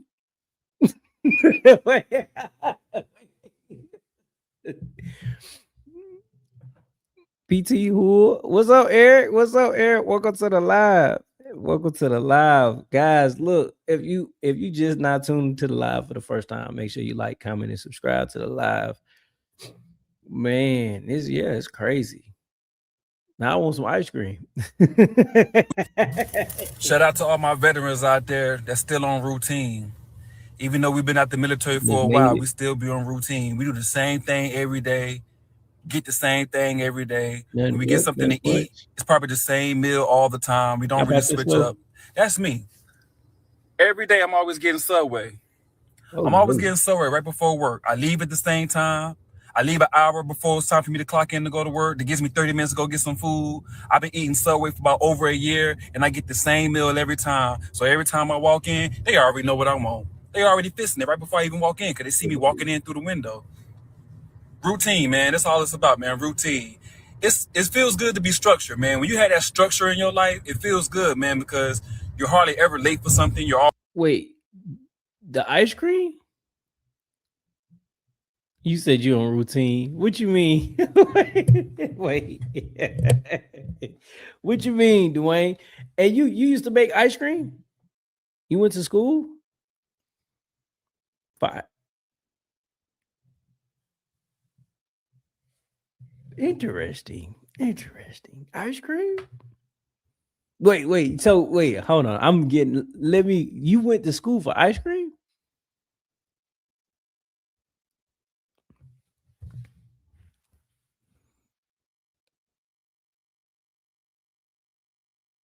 Yeah. Oh, okay. Yeah. Okay. Yeah. See, I'm stuck on the ice cream part, Dwayne. My bad. Look, I know exactly what you're talking about now. Yeah.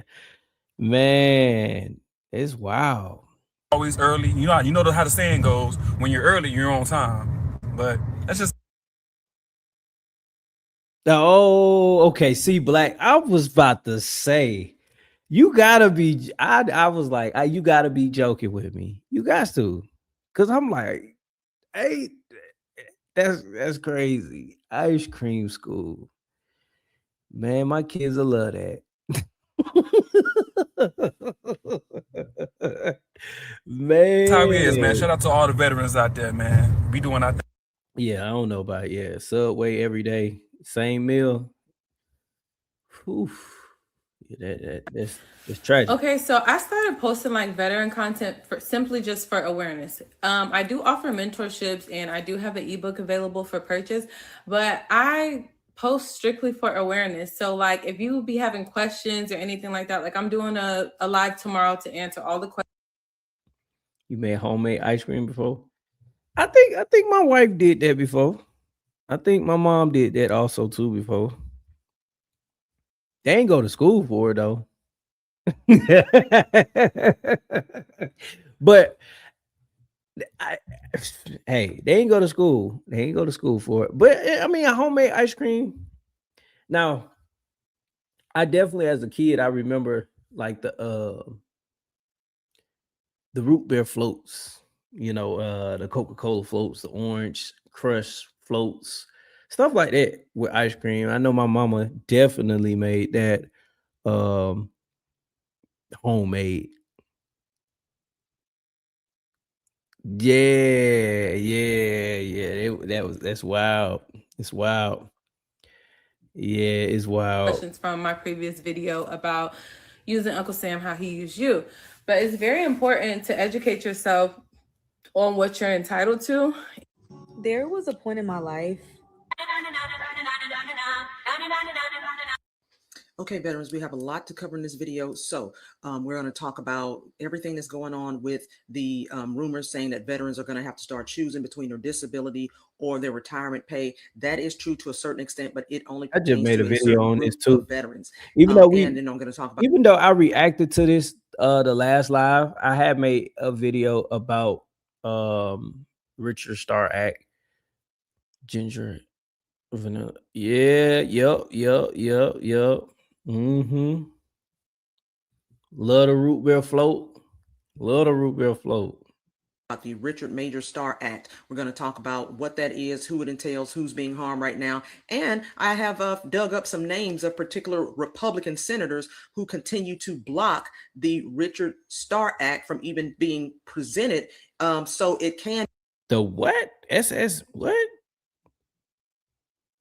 Be voted on and potentially passed. So here we go. So what is the Major Richard Starr Act? It is about combat injured veterans who were medically retired early that are still losing part of their earned retirement pay because of an outdated offset rule, and Congress has not fixed it. The main people being harmed by this delay are combat wounded medical retirees, especially Chapter 61 retirees with fewer than 20 years of service who qualify for the combat related special compensation. Now, jumping over to the VA website, combat related special compensation provides tax-free payments to retired veterans with combat-related disabilities. You must apply for the combat-related special compensation through your uniform service to keep, so and they got some eligibilities here. So I'm just going to really just hit the highlights of this here. I never heard of it.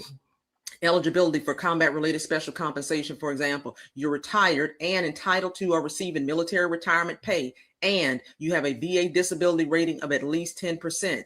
And you currently have your DOD retirement payments reduced by the amount of your VA disability payments. And that's the old offset rule that the Major Richard Starr Act would eliminate. Right now, as it stands, there are a group of veterans, 50 to 54,000 right now, where if they are receiving retirement and disability.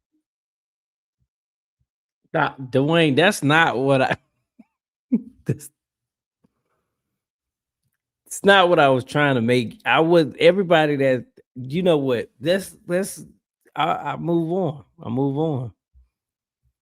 on. What's up, chickens? It's your girl.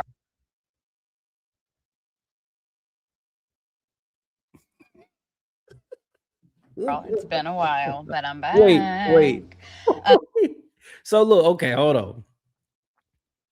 Wait, pause. Y'all ain't finna do me like that now. Hold on. We gonna look. What is the age bracket for Gen Z, Gen X? Like, what is the age range? Y'all got me met. Hold on now. Age range. I'm finna look this up real quick.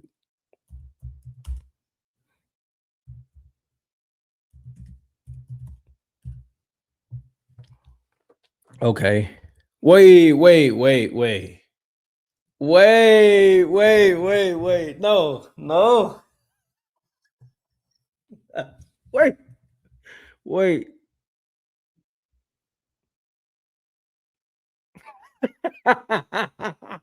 Yeah, you ain't old. You just seasoned. You just seasoned. That's it. You just seasoned. So Gen Z is 14 to 29. All right. 14 to 29. Gen X is 45 to 60. And Gen Y is 30 to 45. That's crazy. That's crazy.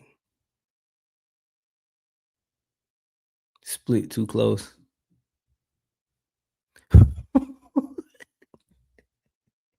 Wait. I don't know what's up with Gen Z, but every time I go to a workplace where there's Gen Z employees, they just look at you. They don't say next in line. They don't say how can I help you. They don't say how can I take your order. They just blank stare. Wait. 1089? Nah, I know that's a typo, Dwayne. I know. 1989 to 1997. Man. Listen, I was born in 97. Man.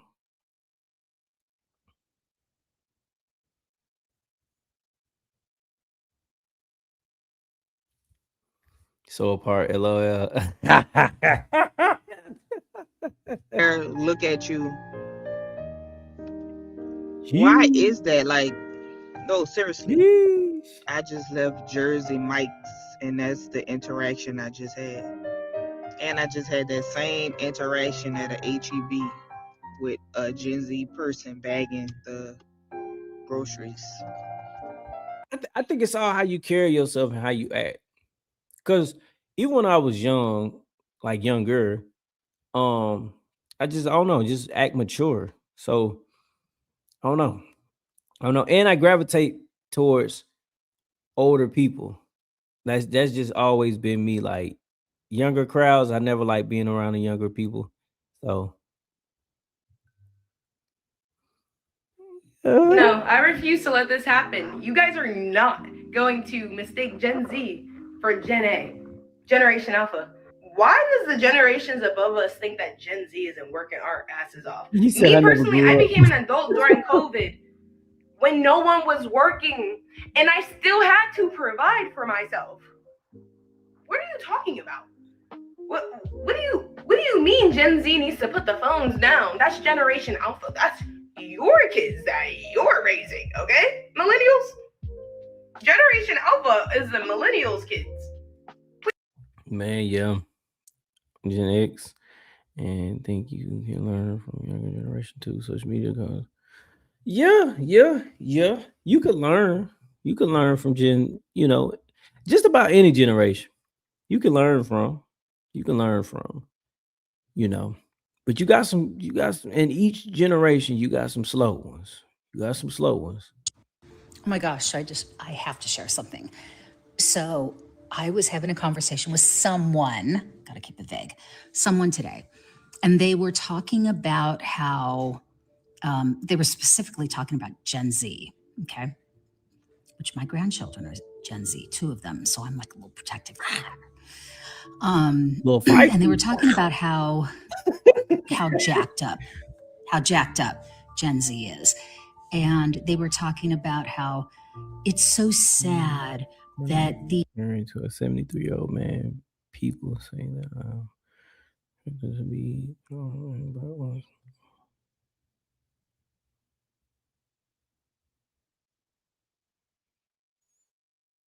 Wait.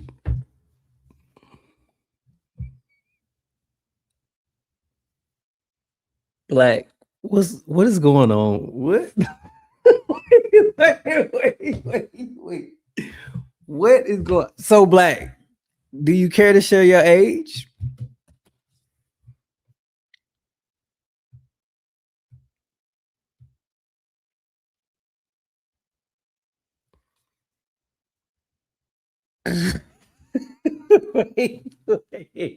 wait. Oh man. Okay, don't 40. I knew it. See, I was finna say. It gotta be a big age difference. It got to. Man. That's listen. Hey, he's still moving and grooving. He's still moving and grooving. At 73. But you want to hear something crazy though? Believe it or not, we had a perception as a older person in their 70s not moving around. But I done seen some 73-year-olds that's in good shape. And that's in better shape than Gen Z. So, man, it's wild. Hold on, guys. Hold on. These kids are either so lazy or that anything that they go to college to study is basically obsolete in the next 5 to 10 years because, AI is taking it all over. And isn't that great? This person also happens to be MAGA. So what do you think I'm thinking about that? It's shocking to me that any person who has a child or grandchildren that are Gen Z, that they could say anything like that. Moving and grooving? And just be like, okay with it. Wait a minute. So you don't think that Spaceballs to man, listen. I'm telling you, because I'm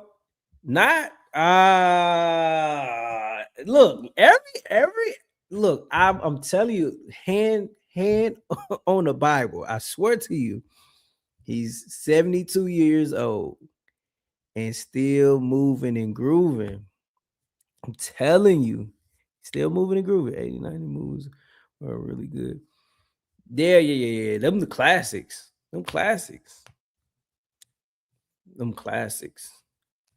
Like the Fridays and all that. Yeah, those classics. Now is what the hell? Hey, movies doesn't even really exist anymore. I mean, they still do, but I'm saying like YouTube, TikTok is the new movies. Tubi, I don't know about Tubi. I mean, Tubi, here and there, but the music is trash. I mean, I rock with it here and there, but they don't really be having no substance. Man, that's great. That's wild. Like, it's fine. I'm fine. I've got my money. I'm fine. Kind of fucking whatever. I don't feel like that. I'm like, whoa. Slow it down. Maybe we need to look at this. Let's not get into the whole water discussion because I'll get in there with you. That's a whole other problem. But this whole idea that Gen Z is like jacked up. No, I disagree completely. Gen Z is being raised in a very different world than the rest of us were. Facts. Very different. And it comes with a lot of challenges. I mean, you look at kids in high school now with their access to social media, younger than that, obviously, but high school, and they're seeing things that we never saw in high school. We didn't know about politics in high school. We studied civics, but we didn't understand politics, and that's a different thing. So, yeah, I'm not. But wait, hold on now. Y'all had the news. Politics is the news. Like depending on if she watched the news or whatnot, but politics is the news. I want to start getting into politics myself, and just to be a better communicator or whatnot. But I want to be able to learn and debate, just solely for myself, because I find that politics is, you got to know what's going on. Like, you got to know what's going on in the world, but y'all didn't know about politics back then. Everybody in the chat, y'all didn't know about politics. I know she got to be tripping. She got to be tripping. She got to. I know. Hell no, she got to be tripping. Oh, Eric. Wait a minute. This person on the whole no Gen Z thing. No, I say bring them in, love them, help them. They're living in a tough time, like the rest of us, but they're young. So like, we got to support them. I hate that kind of stuff. But you would think it'd be the opposite though. I hate to be a millennial talking about the Gen Z generation, but it baffles me because everyone talks about the Gen Z stare, but there's also like a Gen Z nonchalantness, like a Gen Z brush off, if you will, that they have. I encountered it the other day. I was at the store and I needed laundry detergent and it was locked up. And so I see a girl walking by that works there. She's clearly wearing a vest and everything. And I asked her, excuse me, can you unlock? Really didn't know about politics. I joined them in there. Oh, okay. Same. I ain't gonna sit here and lie to you because I'm just now like, I feel like I think we aware. We just not like, it's just something where you just don't care about to explore it. So it's like, you see it, you looking at the news, you seen it, but you just probably not intrigued to actually be like, I'm gonna approach this from an angle, the politics you take. Yeah. But I feel like everybody should have like, because everybody politic, we all politic. Like everybody got an opinion. It's just, is it facts or whatnot at the end of the day? The detergent for me, I need the Tide Pods. And she just looks at me and goes, right. I don't have a key. And walked away. Hey. Okay. Like, not even like oh, I'm sorry, but I don't have a key. I can't help you, but let me try and find someone that can. Let me walkie-talkie someone. Let me go find the key. I don't have a key. And walked away. Every time I see a Gen Z say that a millennial is jealous of them, all I could do is chuckle. Because the only reason why you believe that is because you truly don't understand how iconic 2006 to 2013 truly was. Because if you were there barely. But if you were there in your late teenage, early 20s, you would know that you would never want to be any younger and any older than what you are right now. Because when I tell you a time was motherfucking had, bitch, a time was had. We had a fucking ball. A ball. Going to college where Atlanta was at the top of the music game. She talking about It was me, Freak Neat? How many of y'all in the chat know about Freak Neat? my $10 and my Charlotte Russe shoes against the world. It's like y'all are too fucking grown too early in life. I get it. See, but okay, let's debate about it. So look, only thing different is that these Gen Z nowadays, they posting everything. It's no different from what y'all was doing back then. It's no different at all. The only thing difference is they just posting it. It's explicit. You can see everything. You got more access to everything. Y'all got a lot of shit going on. So I'm not really here to dog y'all on that because I would not want to be 21 to 28 in today's economy. Point blank period. Back to me reminiscing about how great. Wait, now that way, and at that Freak Nick, some of the folks was getting called, some of them, I think it was the policeman, he ended up getting fired. They found out later on down the line. But yeah, and some of them was getting fired. My motherfucking late teens, early 20s was. Do y'all know how it felt to be a black person? See, when Obama became president, I wasn't old enough to go to a club, but I was at house parties. Y'all don't even have that no more. But you know the feeling when you at a house party and all of a sudden you hear, my president is black, and that happened in 2008. Oh, baby, we was up. Baby, we felt like we could do anything. It was so many of us going into college in 2008. Like, you know what? I'm about to change my name. They always say you could be what you want to be. But we really couldn't. And it's going to keep evolving. It's after this generation, it's going to be like, what's next? I mean, I don't know. Like, what is going to be next, truth be told? Because everything is on, like, everything is out there. It's nothing new up under the sun. Everything had been done before. Now it's just only like it's more eyes on it. So it's gonna keep evolving. It's gonna keep going. Again, we didn't know what anxiety was. We still had it. We just didn't know what it was. We wasn't sober enough to long enough to know what it was. We didn't have to worry about $2,000 rent. We was getting used cars, $2,500 off of Western, riding them bitches around for a year and a half. It break down. We just go back to Western, get another used car. We get apartments, $600 with literally nothing. White refrigerators, but nothing in the apartment but a mattress on the floor. And sometimes it was just the air mattress, but we didn't care. Our friends came over and they act like we was living in a mansion. Y'all be 22 trying to be in an actual penthouse, fully furnished. Like, it's just like, damn, y'all don't even get a chance to be really turned and young. Y'all ain't got no cashes and y'all old, baby. Woke up in the morning feeling like P. Diddy. Hey, not no more. But back in the day. Yeah, I was finna say. Feeling like P. Diddy. Bought my first car for $900. Man, listen. I wish. I bought my first car, man. That is $14,000, $15,000. $900. Man, listen. And it was used. It wasn't new. It wasn't new. $900. I wish. And you was 16. I ain't get my first car to 20. Yeah, nah, I ain't get my first car to 20 though. The dream, you know, but apartment is E4. Man, was you married?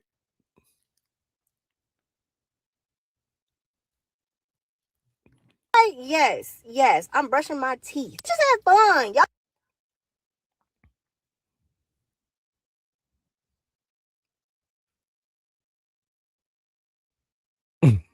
It broke down on the highway.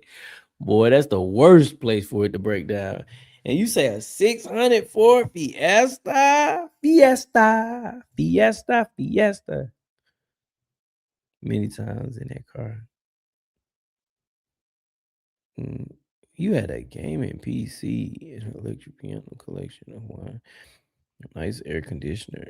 Oh man. I just don't have fun. And it's like, I get it. Like I said, y'all going through a lot.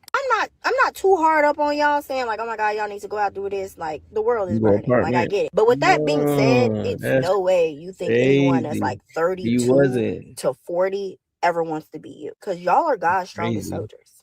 And I liked my childhood just the way it was. Fun. Yeah, man. It's crazy out here, man. Gen Z. Man. Let's see. Let's see. Let's see.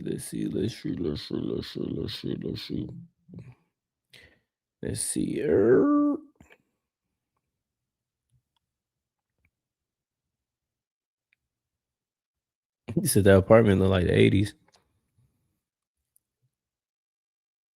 This is how much the military is going to get paid in 2027. Okay, no, we don't want to know about that. I don't want to know about that. Oh, I gotta make that other video to that too, cause he had got dang, yeah, that was a good one. Let me see some guys. I have people all the time asking me, how did I become 100% permanent and total? Excuse me, I just woke up. And I tell them, this is how it started. So in 2002, I got out the Marine Corps the first time. And I applied for VA compensation. You remember back then, you had to do everything by paper, man. It was a fucking pain in the ass. But I was denied, man, immediately. And I had just came from a board while I was still in for my back. 'Cause I messed my back up. My back was messed up since '99. Like, it would just lock up on me. And they denied me. So I kind of like just gave up on it completely. I was so, disgruntled by it. I just gave up, And then in 2010, way after the time I applied to get it reopened, and it was reopened. So from 2010 to 2015, it just was kind of just lingering, you know what I mean? And I think it was denied again, and then it went to the board. So in 2018, I flew to DC and sat in front of the judge, and it was okay, you know what I mean? And he was a really nice dude. I found out later why, and I had to tell y'all that another time. But so he granted it. Why was he a nice dude? I'm curious. What? Why he was so nice? So in 2018, though, I also filed for multiple sclerosis. Now, at this time, I had been out of service probably like almost 10 years, and it was denied immediately. You know what I mean? No hesitation, denied. So I ended up getting a lawyer. Fast forward, and I ended up getting 100% permanent total for a host of the big ones. It was MS with adjustment disorder, depression, anxiety, insomnia, and that was all grouped into 150%. Then I got sleep apnea was 50%. And then I have upper and lower extremity weakness, residuals from the MS, which was my secondaries. Voiding was at 40%. My back was at 40%, or is at 40%. And then there's some other smaller ones in there, swallowing, ED, just a host of other small ones. But it changed my life, a little bit, because I was working. I was a manager at an auto facility, man, and I had fell inside the hole. Just for my balance, I couldn't really, walking distance for me is like, man, it's rough, man. You know what I'm saying? It's rough. So it's getting to where it's almost impossible. But that's how I end up getting it. And I'll tell you, it was a long ass journey, but I feel like I feel justified now. I ain't got to pay for no dental. I ain't got to pay for no medical, and I feel like I shouldn't, and I feel like y'all shouldn't either. If you have certain disabilities, or you have disabilities period that was contributed from the military, you need to go get that. You deserve it. You know what I mean? And I feel like all Marines should file for tinnitus. The reason why I think you should file for that is because most of us had to sign a form dealing with earplugs. You probably don't even know it's in your file, but it's there. Trust me. And that alone will get you tinnitus. But man, if y'all got questions, man, if I can help y'all, just holler at me. Man, I don't like how he said swallow, man.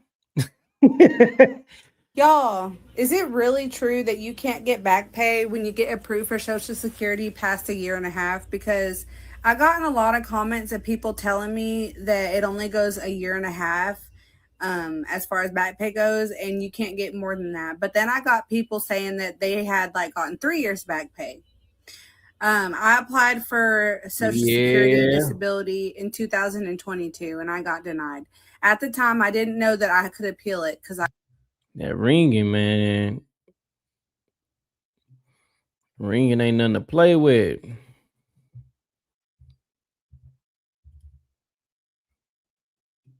Oh, say thank you for your feedback. Confessions of a Combat Veteran. And I'm sitting here thinking, because my ears are ringing, and they're always ringing. I have tinnitus, and that is a ringing in your ear. And sometimes I could be sitting down and my ears are open, like everything's normal right now. And then all of a sudden my ears are closed. It's like something just closes. Like a shift. And then it says, like I could just hear it ring. And I just have to sit there and wait till my ears open and the noise goes away. It's like constantly being, how you. But I hate it when when you're talking and then out of nowhere it just comes and it's like it comes from one ear to the other ear, and it's like, oh man, I stop mid sentence and just like hell no, I can't. When you get in the plane and they go up when you go in the, when Yeah. you go in the altitude and the pressure and you can't hear, you Ears have pop. to blow your nose and pop. That's how it is sometimes. And I remember a couple of nights ago, me and my husband was laying in bed and we got ready to go to sleep and we turned off the TV and all that stuff. And it was quiet. And I was like, baby, it's quiet in here. Like, it's so silent. And he said, baby, it's like this every night.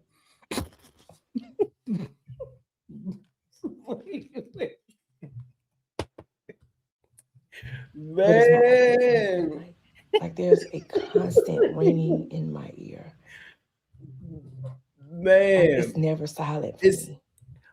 And it's not funny, but because I'm just laughing, I'm just thinking, I'm like, damn, like to have that, knowing that you ain't gotta worry about it, is like, it'll make you feel like you crazy. Like, what the hell? No, I know I ain't tripping. And in my I know house I right ain't now, there's tripping. no noise. You There's like, nothing nah, happening. it's But like this every night. I still hear, like, it's constant. That's Can you crazy. imagine never having silence? Facts. Yeah. So, yeah, this is, Confessions of a Combat Veteran. What the fuck is up with men not being able to hear shit?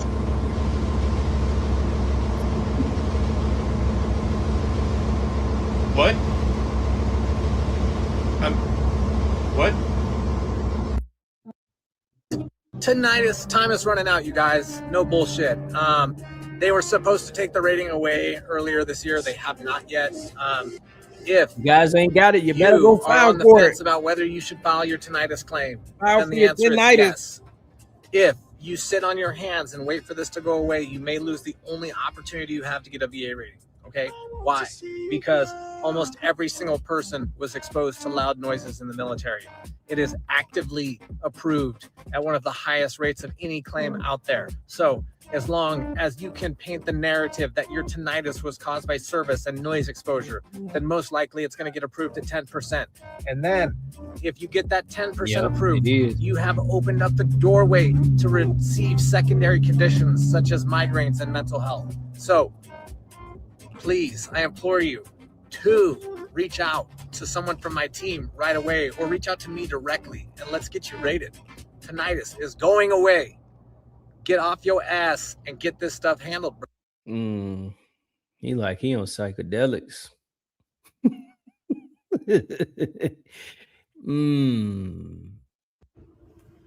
So I want to say today that I used to like going clubbing just to dance and like.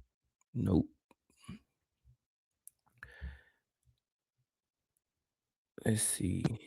So there is a pretty good chance that I'm going to lose my mind because my ears will not stop ringing, specifically this one. And I keep thinking it's an appliance. It's not an appliance. I know that. It's just my brain. Anyone else? What do we do about this? Because, yeah, it's not.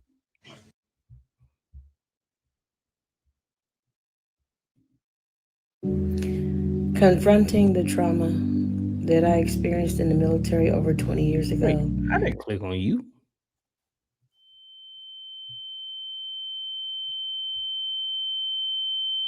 That shit hurt my ears just listening to it.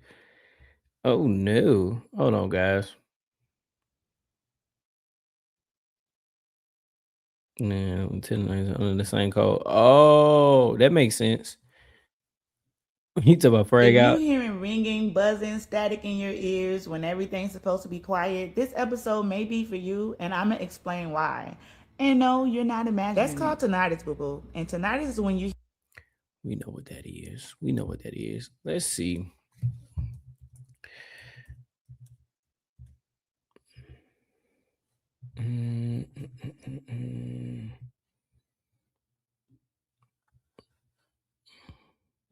It's take this off! Ah! It's April 18th, so you know what it means. Today was the day. Today is the day that all of you have been waiting for to find out why I got that letter in the mail.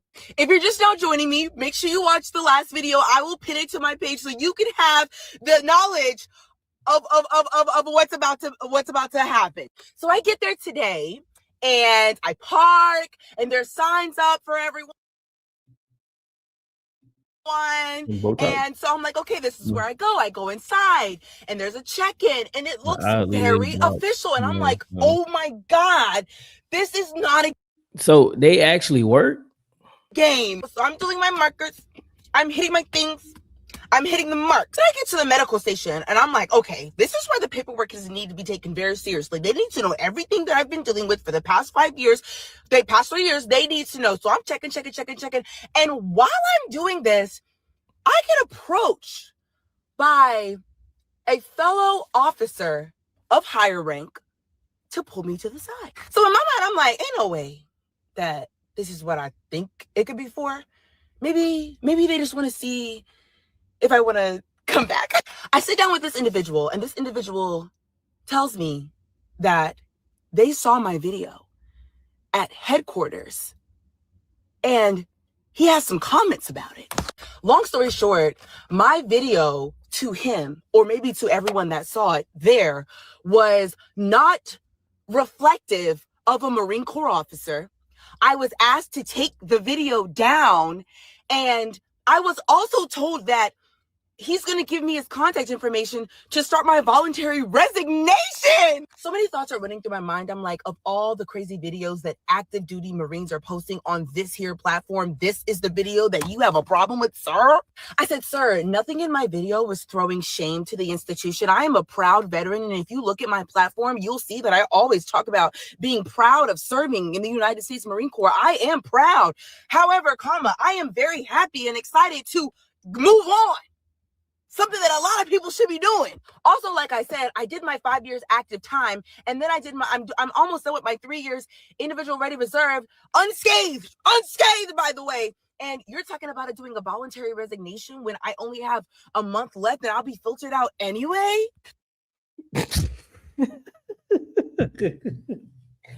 For one, she got a lot of energy. I ain't gonna lie, her energy is up there, but golly. I wouldn't trip about it. You got a month left. I wouldn't trip about it at all. So he asked me to take the video down and I'm not. And here's why I'm not. Because there's truth behind the things that I said. Many people that go into the military come out not the same. They come out dealing with things.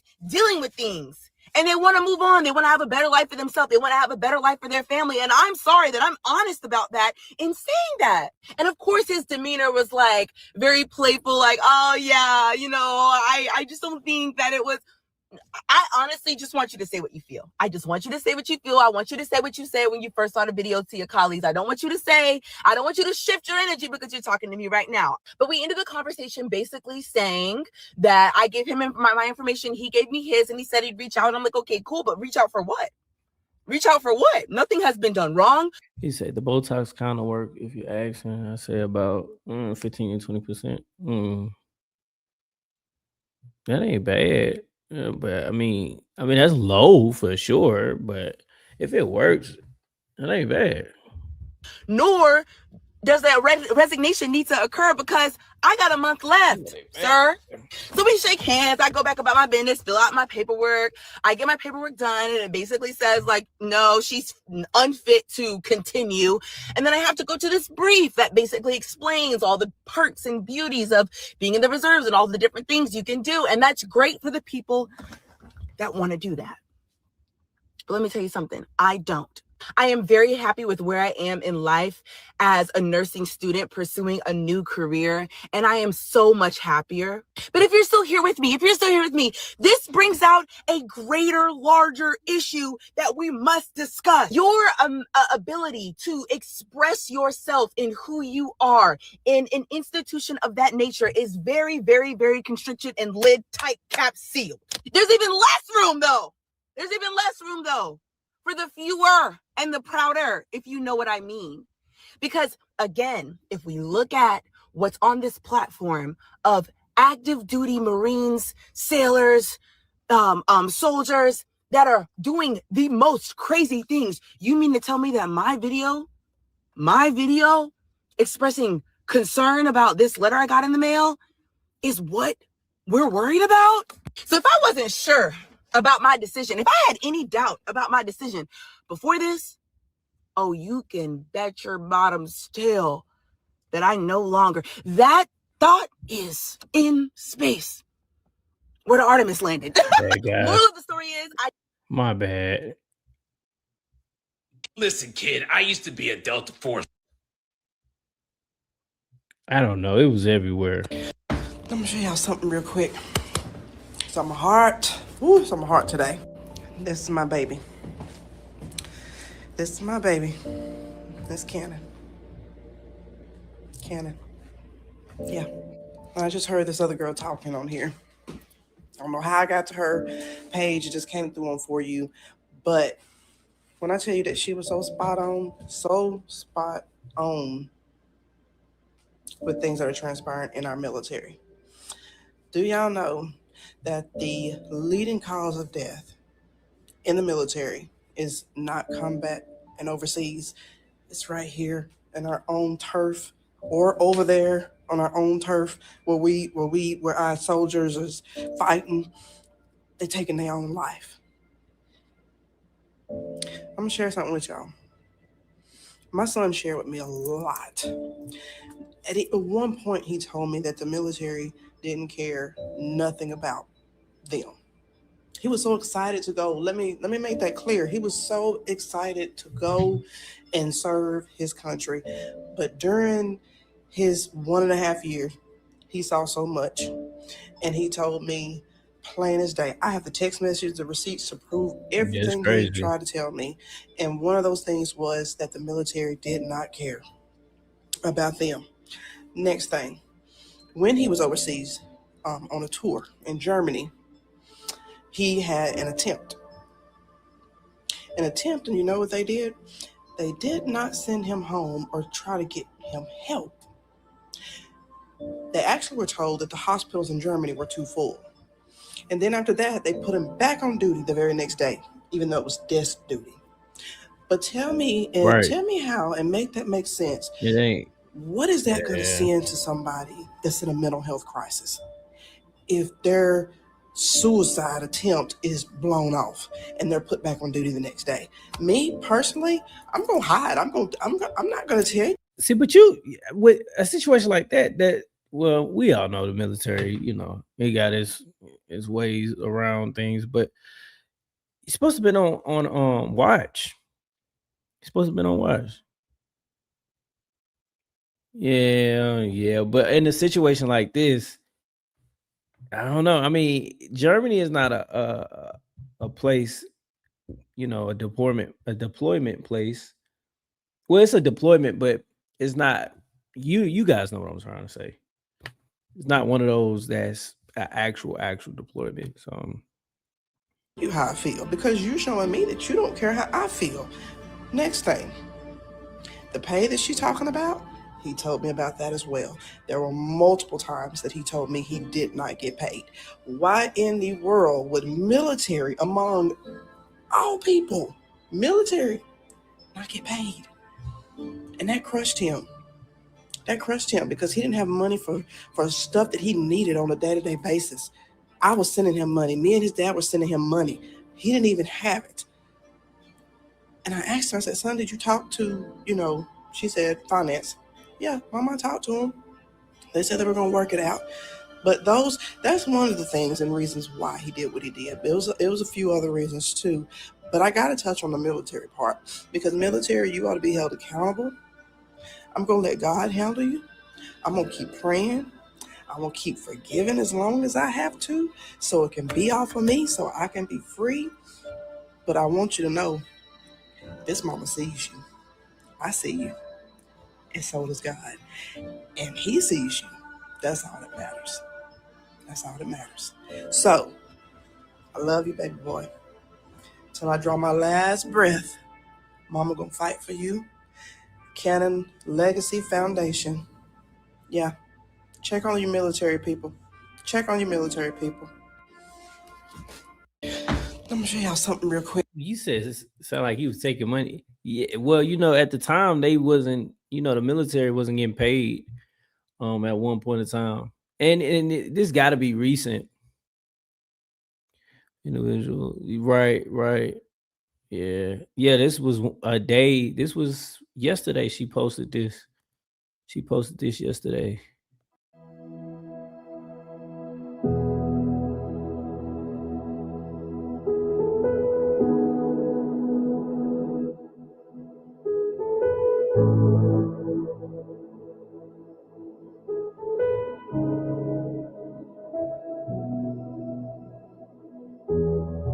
I haven't either.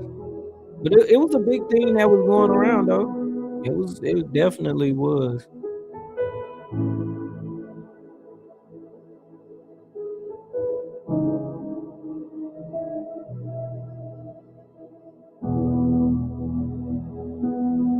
Oh man.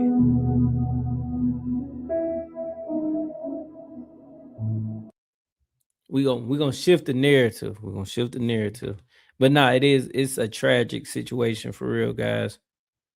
Yeah, check on your friends. You never know. Right. You never know. And you ain't gotta go to war. You ain't gotta go to war to actually, because some of these veterans that end up committing suicide, they don't go to, some of them don't go to war. It's just the military and just the individual. Pause and punishment.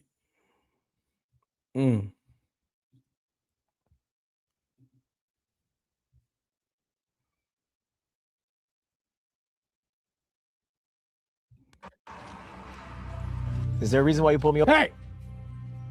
I'm gonna be doing the questioning, all right? License and registration. Is this your vehicle? No, sir. It belongs to my dad. Oh Lord. Not Let me use it for work. I think I left my wallet and my other pens in the back. You mind if I grab it? No. Just give me your registration. Slowly.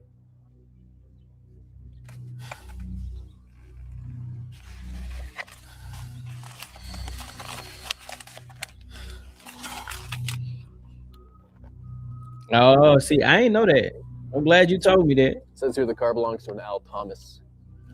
Yes, sir. That's my dad. Stepdad, to be exact. What's your name? Trey. Oh, hell no. Trey Brown. If I run your name, am I going to find any criminal record or outstanding warrants, Trey? Well, technically, it's Thurman Brown, but my friends call me Trey. Oh, I ain't your friend, Thurman. Where are you heading to? Back home to Long Beach. Man, what the hell am I watching? The trauma is everywhere, to include at the home. Facts. I want to perform their favorite song, but you know they love the soup.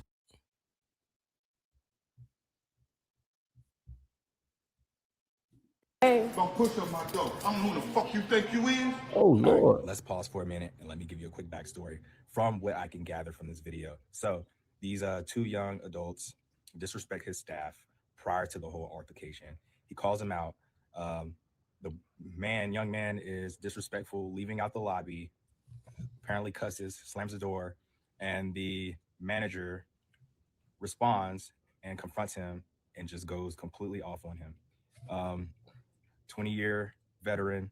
And in the comments, let me know what y'all think. I don't know the full story. If you have any more information, post it in the comments. He said I'm being detained. But don't push my door, brother. I'm not the one you think I am, brother. I will take 20 years of the military and beat your ass. You understand me? Now, don't you ever disrespect nobody up in this hotel. You understand me? Because I'm not the motherfucker you think I am. You understand me? Don't fucking play with me, boy. Ain't no cameras out this motherfucker. We ain't in the hotel no more. I'm recording you right I don't give now. a fuck what you do. Okay? Don't get up Now on get me. out my hotel. I am. Get out. I am. Walk away from me. No, get out. Then Because you don't have no you room can't- here, and you in here don't- disturbing my thing. You cussing at my receptionist. I did You not. threatening cuss my at her. receptionist. Get out of I'm here. not. I did Get not out. threaten her. I am walking away. If you would. No, you ain't give me- walking away. You if standing you here. Would give me some Goodbye. space, Goodbye. dude. Bye. Goodbye. Oh my god, man. Hey, granddad ain't finna play with him. He ain't playing with him. Man, let's get into some.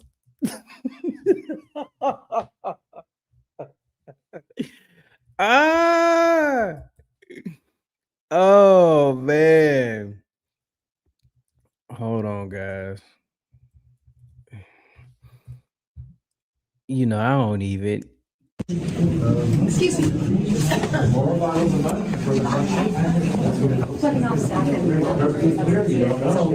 Maybe have to warn somebody about, right? If you ask you to do that anymore, okay? Say again. If you do that again, we'll ask you to leave the property. Do what again? You understand? Do what again? If you put your middle finger up again. Why can't I do that with my finger? That's a gesture. What kind of gesture is that? What's wrong with that gesture? It's a gesture. Yeah. What's wrong with it? That's it. What do you mean? My answer. Well, I don't like that. You can leave now. I'm good. No, you have to leave now. I'm good. Say that again. Man, you too grown to be acting like that, man. Come on, man. You'll be arrested if you not leave. Are you a cop? I'm good. I'm good.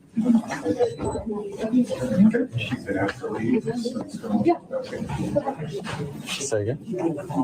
For what? For what?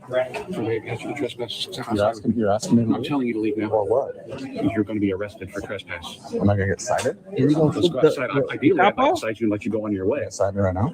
My car, yes. We're going to have to get it. We're going to have to get a citation right now for criminal trespass. Yes, For we're what? outside. For what reason? Excuse me. I did these things deployments 2.5 years in Afghanistan, Iraq. I can't cross my legs because my hips are blown out. You're not gonna fight me. Joel, stop. Stop it, Joel. You're stupid. Stop it, Joel. I tried all this shit you're doing. Yo. I built the program. Yo. Get back. Get back. Get back. Get back. Don't pain toy. Joel, get back. Tase me all day. I love pain. Get down on the ground. Now, I don't want to be funny, but this goes back onto what we was talking about the very first video. Is he on psychedelics? Because to be tasered, he didn't go down. He didn't go down at all.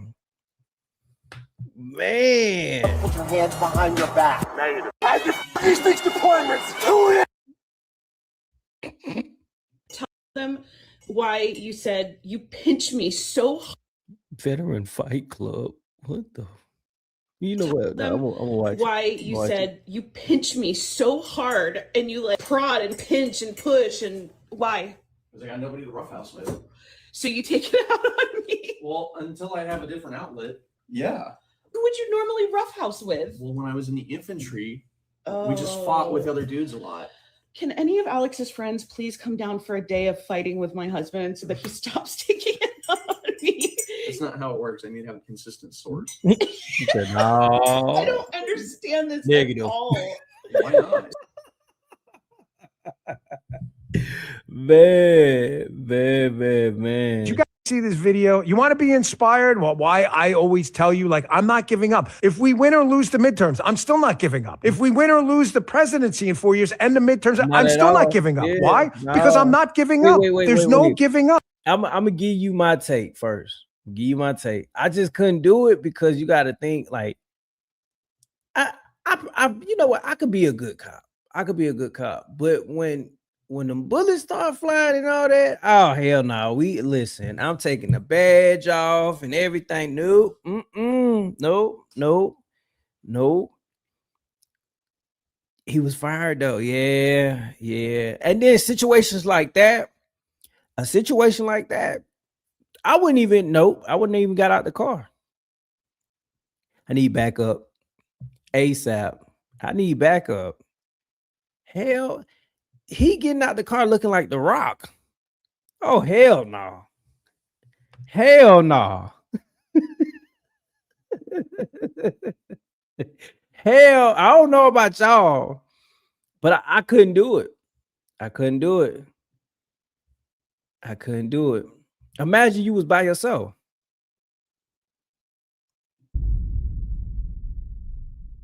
Imagine that. There's only the fight. That's all you have. You have one life. That is it. When you're done, you're done. This is a Marine named Mike Egan. If you haven't seen this video, hat tip Colin Rugg. Dedication. Marine combat veteran Mike Egan, of course, missing his lower limbs. He's racing for 27 hours, traveling more than 110 miles in a wheelchair at the G1M Ultra. Egan was seen getting out of his wheelchair at one point due to the mud. The wheelchair getting stuck in the mud. You're good. The Go One More Ultra is a race which contestants run a 4+ mile loop every hour on the hour until only one person remains. Egan placed in the top 28, outlasting 117 people with no legs. You want to give up? Oh, someone tweeted at me. You are amazing. I'm upset.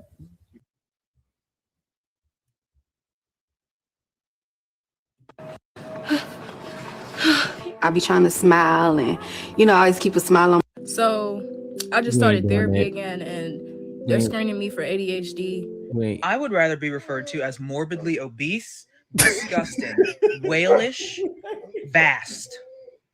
But where I'm getting at is because a reason why I put this, because he had no legs at all. At all. I ain't So I just started. I be trying to smile and, I always keep a smile on my face, but this 24/7 pain, constantly, whether you're sitting, whether you're standing, whether you're laying down, it's constantly pain. We did it! No one could have imagined that this American girl, who could barely even sit down, had a heart as pure as an angel. Despite her severe mobility issues, Nesha and Jazz still insisted on caring for a child with autism. Nana was diagnosed with autism at the age of 3. Her father abandoned her due to the overwhelming medical expenses. Yet under the care of Nesha and Jazz, she grew up healthy and happy. Influenced by the local diet high in sugar and fat, Nesha and Jazz fell into a vicious cycle. The poorer they were, the heavier they became, and vice versa. To make sure... Wait.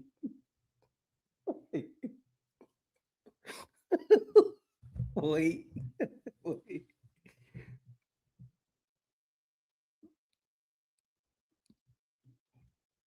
Oh, for real? I didn't know that. I thought he was in the military though, right?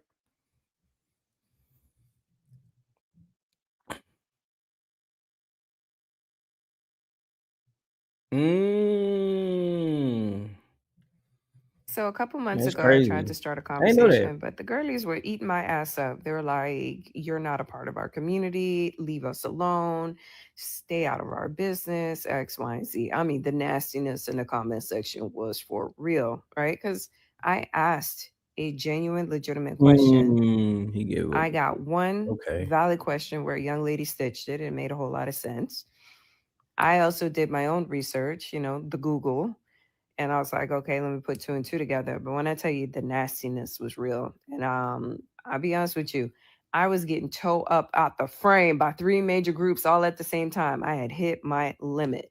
It's one thing to get dragged by. Man, okay. We gotta fix the narrative, guys. I done been on here. Look, you got me going down the rabbit hole, man. Going down the rabbit hole, man. Hold on, guys. Give me 1 second.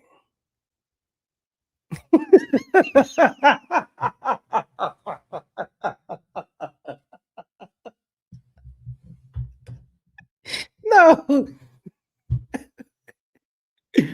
Man, now I got a text message, guys. My bad, guys. I gotta fix the narrative. I gotta fix it. Hold on, guys. Oh, that's my girl right there. I joined Military Spouse I like Facebook her. group so you don't have to. She be having And I'm some married to someone whom the good government videos. owns his ass. Sure. Do I make it my entire personality? Fuck no, I don't. Let's get started, shall we? Hi, I'm not really sure how to go about this, but who do I contact to tell that a woman is living in the barracks room with a soldier? And I'm going to read you the comments underneath. If it ain't affecting your life physically, financially, or emotionally, the answer to this is minding your own business. Someone else says, no one likes snitches, Karen. And the author claps back and says, I'm dying laughing at these comments. 1, yes, it's affecting my life. 2, her husband just died and he was our very good friend. And now she's the barracks bunny and she's just spiraling out and was spreading an STD. Whoever is with, name redacted, or another name redacted and place redacted, have fun with herpes type 2 and whatever else he has. He is a serial cheater and will tell you otherwise. Tells other women he is divorced or whatever. But that hasn't been the case. His wife is just now finding out the details from another pregnant woman. Has anybody else been dealing with roaches? How were you able to get rid of them? We've lived here for 3 years and have never had them up until recently. We keep our house clean and everything, so I don't know how we're getting them. Please help before I commit arson. All I did was go in my backyard today and I just found a tick under my right breast. And one of the comments says, throw the whole yard away. Another comment says, freaky ass tick. And another comment says, wish I had this problem. Motherfucker would fall right the fuck off with these flat ass pancakes. I'm not sure how to start this post. Just gonna dive in. My husband and I are pretty sure our house is haunted. On base, of course. Here's someone upstairs when we are downstairs. Floors creaking in the middle of the night. My son wakes up terrified sometimes. Last night I heard someone behind me in bed and some other things happened. And honestly, I don't know what to do. He's going to be out of the house for a night soon, and I'm terrified. Any advice, cleansing, protection? I'm willing to try anything. As always, I hope. Man, what the hell? What the hell?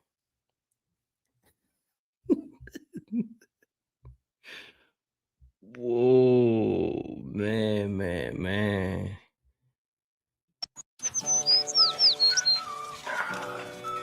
Hey, Sean, what's going on, brother? How was your day today, man?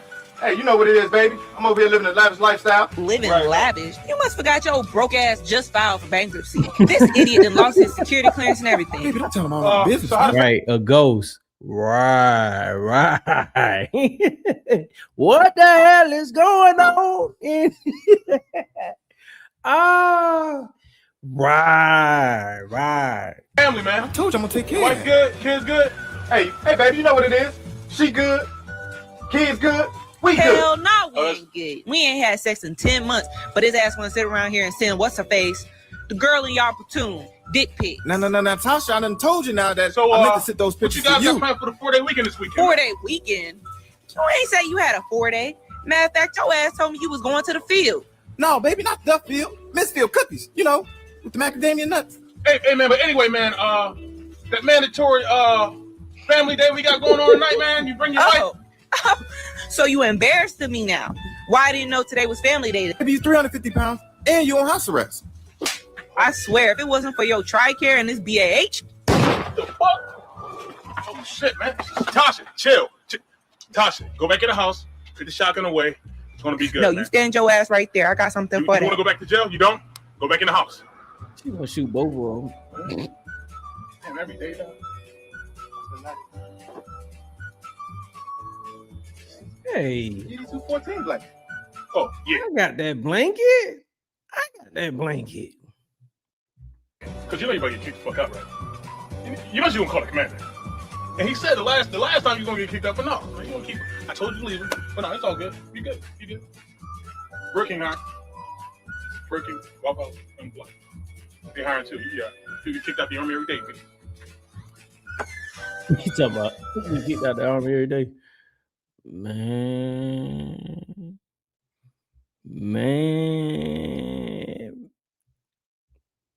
Hold on, guys. Hold on.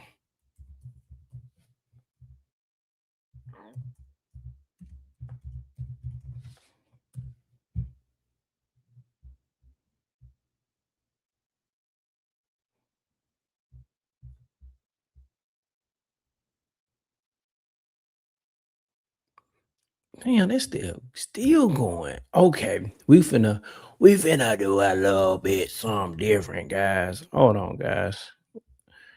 Separate. Okay, we go.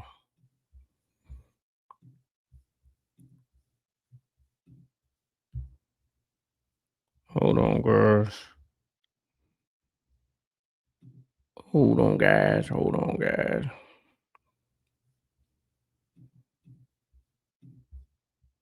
We crossing platforms. We going back to YouTube.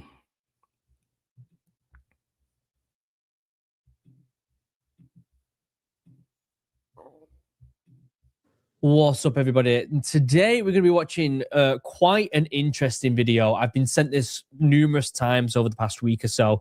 I guess Combat Arms channel also had a look at this. Shout out to Combat Arms channel, a good friend of mine. It's an interesting video. It's going to be a strange one, and unfortunately, there is a soldier that passes away in it.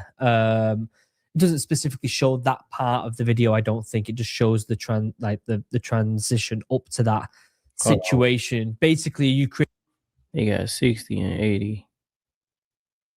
Oh yeah. DD214 blanket. Hold on, guys. Hold on.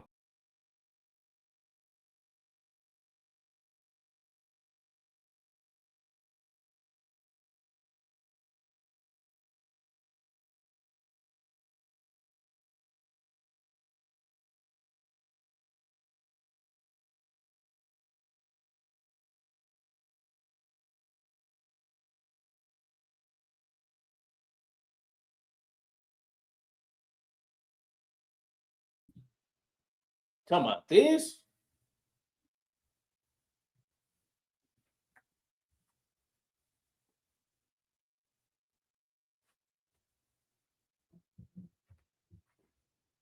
Hey, what you talking about? He talking about shit. He got one.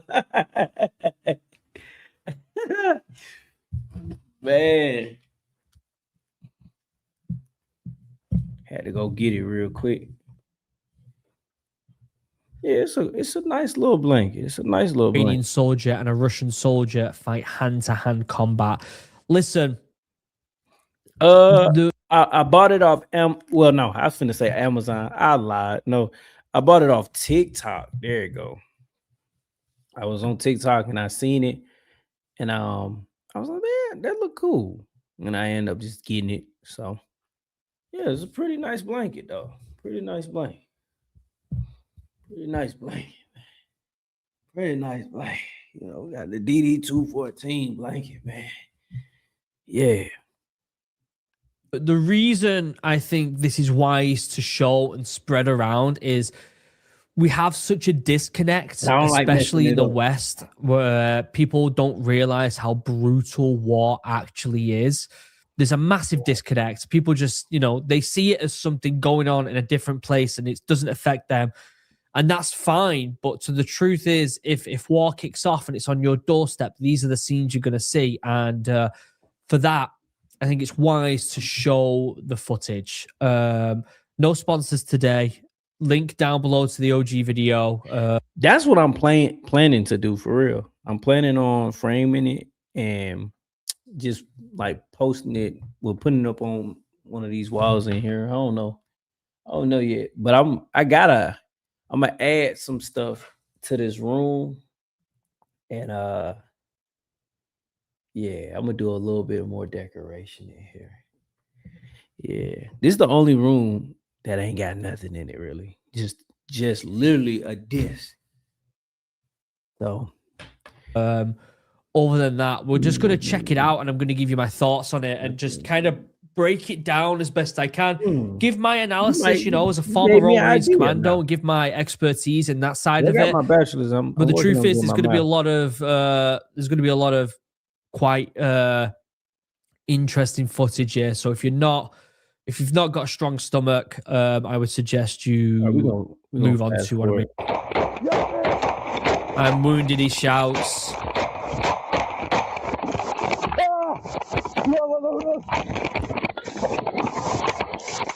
Yeah, I saw a little bit of blood on his hand, so he's obviously...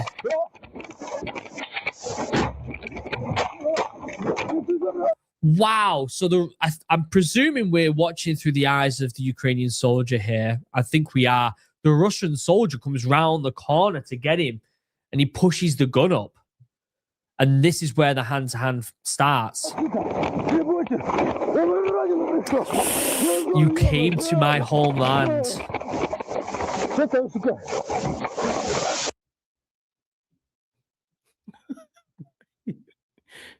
Wait a minute. All right, guys. Wait, who has psychedelics in the background? I'm confused.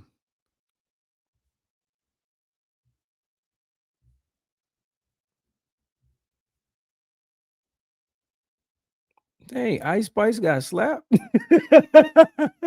Man, YouTube, yo. All right, man. Hold on. Mushroom, look. Hold on, wait. In his background? So he pulled a knife there. I don't know if you saw it. He pulled a knife here, and that's when it commences. It's right behind my head here. Let me move my head up. You can just see it. Just you got some good ass eyes, man, to spot that. I see it right there. That's crazy. Man.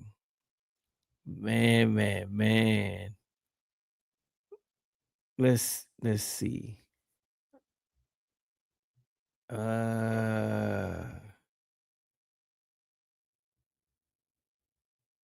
Let's In today's video, I have a couple trying to spice up their relationship on Suge's first day out of jail. Welcome home. Thank you. Vanessa and Suge will be dating 20 people together to see if anyone could be the right fit for both of them, guys and women. You steal? Hell no. Who steal? You look like you steal. That's what the I'm saying. You look like for one of them motherfucking Fruity Loom commercials or something. When bitches suck my junk, ain't no her. Ain't no her. Man, this is platinum. You was fucking a dyke, boy. They'll test them, question them, and decide who stays. Deep down, do you feel like Moneybagg Yo is better than you? Who you think look better, Ari or Suge? Is it true that you got a baby on the way? But the real question is, will this bring them closer, or will this completely mess up their relationship? And screen your back up. Screen your back up. Hold on. You say you had somebody in the car. You can get your brake space out of here before I smack you. Bitch, you're not gonna touch me. This is 20v2, Finesse and Suge. It's your boy, Micah Dello. Boom.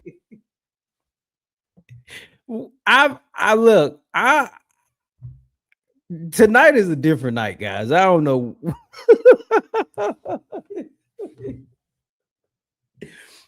don't even get it. I don't watch stuff like this. I really don't watch stuff like this. But when I seen it just going down, I was just like, let me play this. I don't know. I guys, in the chat right now, and I really need, because I know y'all like the funny, but it's embarrassing. And that's the thing. Being an entertainment channel for veteran content, right? I do want to switch it because I know we was just on a serious topic, and sometimes I just be like, okay, let me, gotta give y'all something to laugh at. I want to be able to give y'all something to laugh at. Just referring to if you brain cells, I still.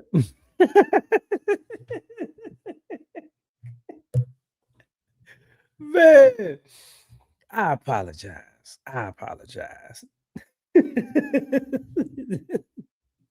Man, it's going left though. I'm gonna let y'all know it's finna go left. Back with another banger. Been gone for a little minute, so I gotta come correct. Pull up on me. Oh, I don't even need you to introduce me, man. Who you feeling like? It's your boy 250. Yeah. 250 nigga, man. Biggest, man. You know what the fuck going I on. don't fuck with you, I ain't gon' hold you. In a wreck on the west blowing Doja. Why you asking for shit I don't owe you? 600 You gotta fast forward that because I don't want to get monetized. Once you scan the QR code, it's gonna take. The reason being, right, is because I know her type. Huh? I know her type. Whoever the mic.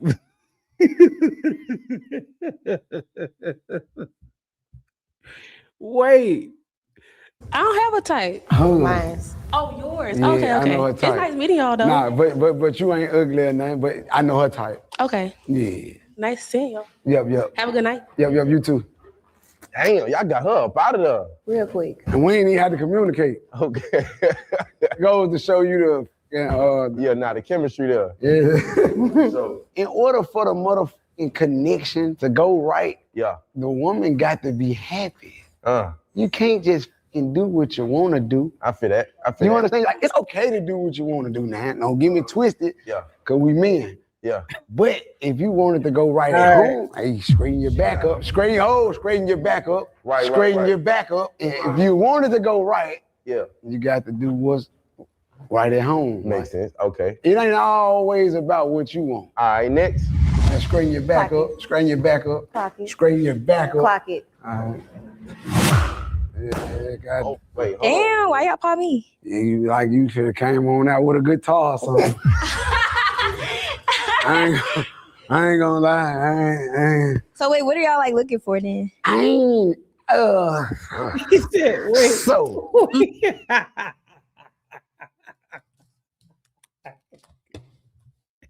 Hey. Wait.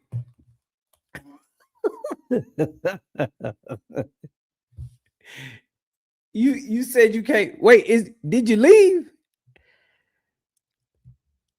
I know you ain't left yet. He talking about I can't handle this. LOL. I can't.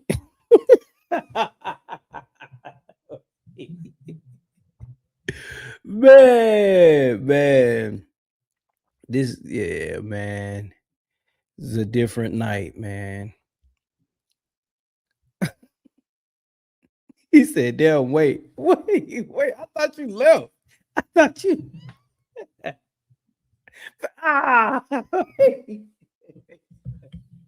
Man.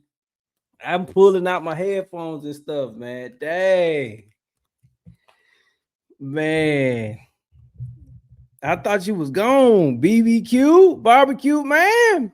You don't know what an AI work management platform is? Yikes. Here's 3 new AI-powered changes to the Monday platform. And I'm gonna let you finish. You just ain't it, baby girl. I am it, but you're very pretty. But thank you, but I'm definitely that. Not to me.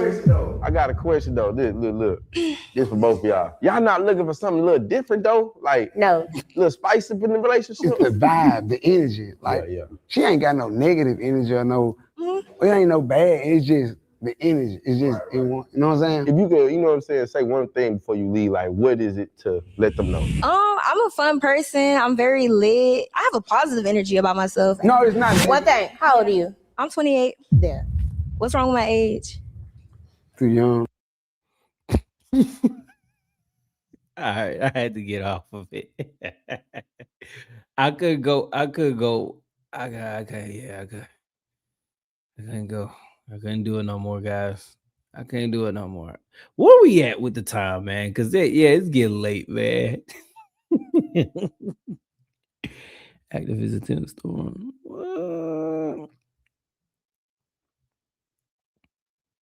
This is war. What?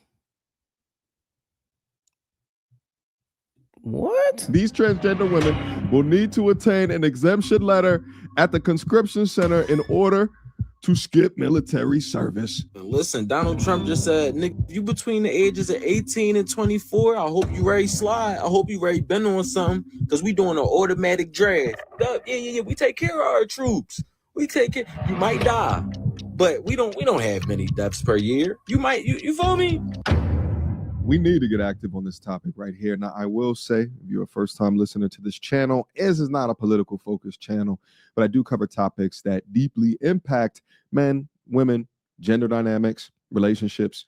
And I find it also interesting that of women that carry this my body, my choice in reference to their reproductive rights and decisions, when it comes to men, in this topic, we're going to begin register for the military draft. Like what? Like, gang, is this even legal? Whatever happened to consent? Like, I'd rather have my homie crack me 1 billion times than go fight a war for these billionaires I don't got nothing to do with. Okay, hold on a second there, young man. I want you to recant that statement. Why on earth? Wait. What is going on, y'all? Where y'all at in the chat, man? How y'all feeling? It's 7 of y'all in the live right now. How y'all feeling, man? Let's talk for a little bit. How y'all feeling? Because this is crazy. It's 7 in the live right now, 7 in the chat right now. How y'all feeling right now? It's 6 in the chat. How y'all feeling? How y'all feeling? I'm gonna go to 12 o'clock. It's 11:57 right now. We're gonna get ready to close out in a minute. I've been on here for a good little minute, man, cracking jokes, going, laughing with you guys, just making something that you had to do it automatic. Yeah, that you saying far as the draft? I don't think it's gonna actually, be as bad, especially with how they broadcasting it. Man. How y'all feel though, man? We got like 2 minutes in the chat, man. We've been on it for 2 hours and 54 minutes, guys. For the selected service draft. Yeah. I don't think so. I think everything is, gonna be cool. I think for the most part though, regardless, you still gonna have people sign up, old, young. You're gonna have people sign up regardless, just based on they lifestyle. She dropped a fire in there. Wait a minute, you fired up, ain't you? Fire in the chat. Oh Lord. Let's see though, guys. Would you be thinking about your homie cracking your cheeks deeply through your back end orifice in this comparison? Okay.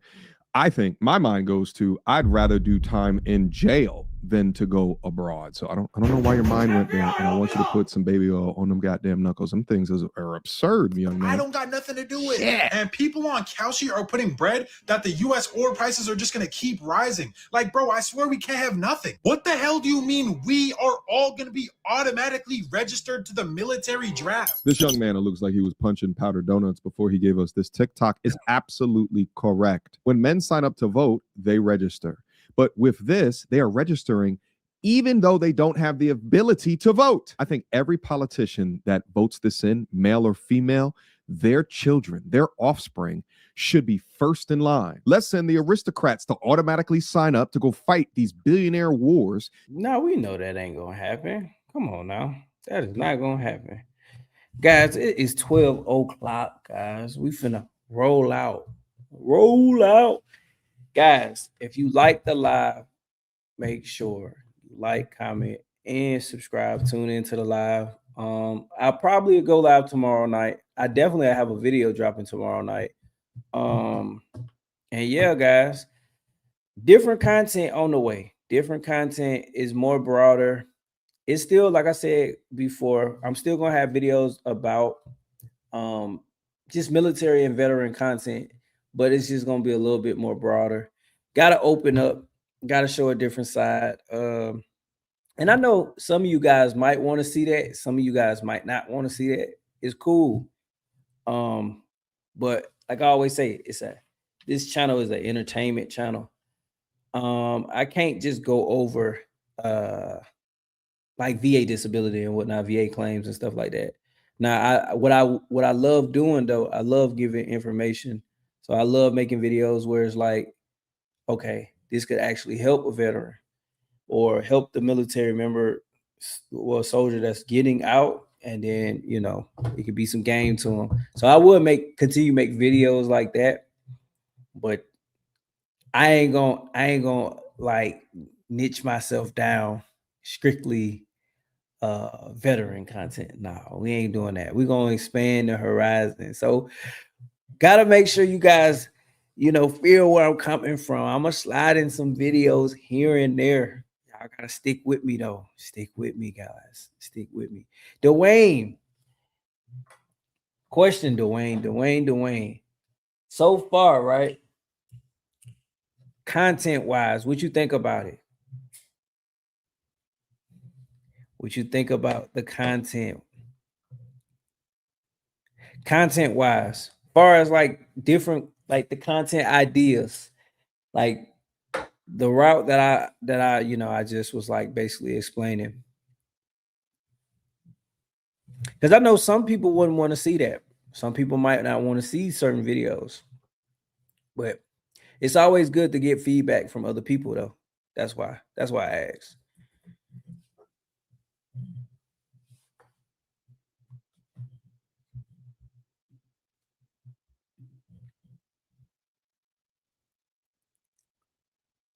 Yeah, you got to. You got to. Because then you don't want to just be worried about, VA claims and VA disability, the budget cuts, which is good information to know.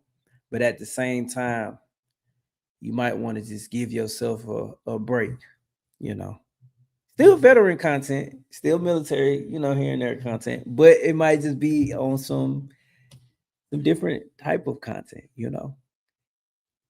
It ain't a bill that passed or whatnot. You gotta laugh sometimes. You gotta enjoy, enjoy life. Like how you said, Dwayne, you ain't grow up yet. You said you still young.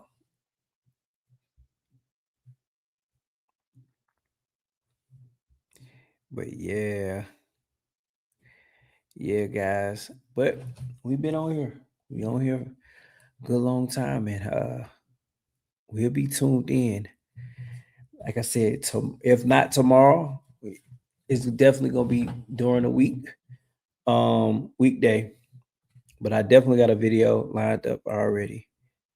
So, like always, guys, this is Mike the Vet 2.0. See you in the next live. Peace.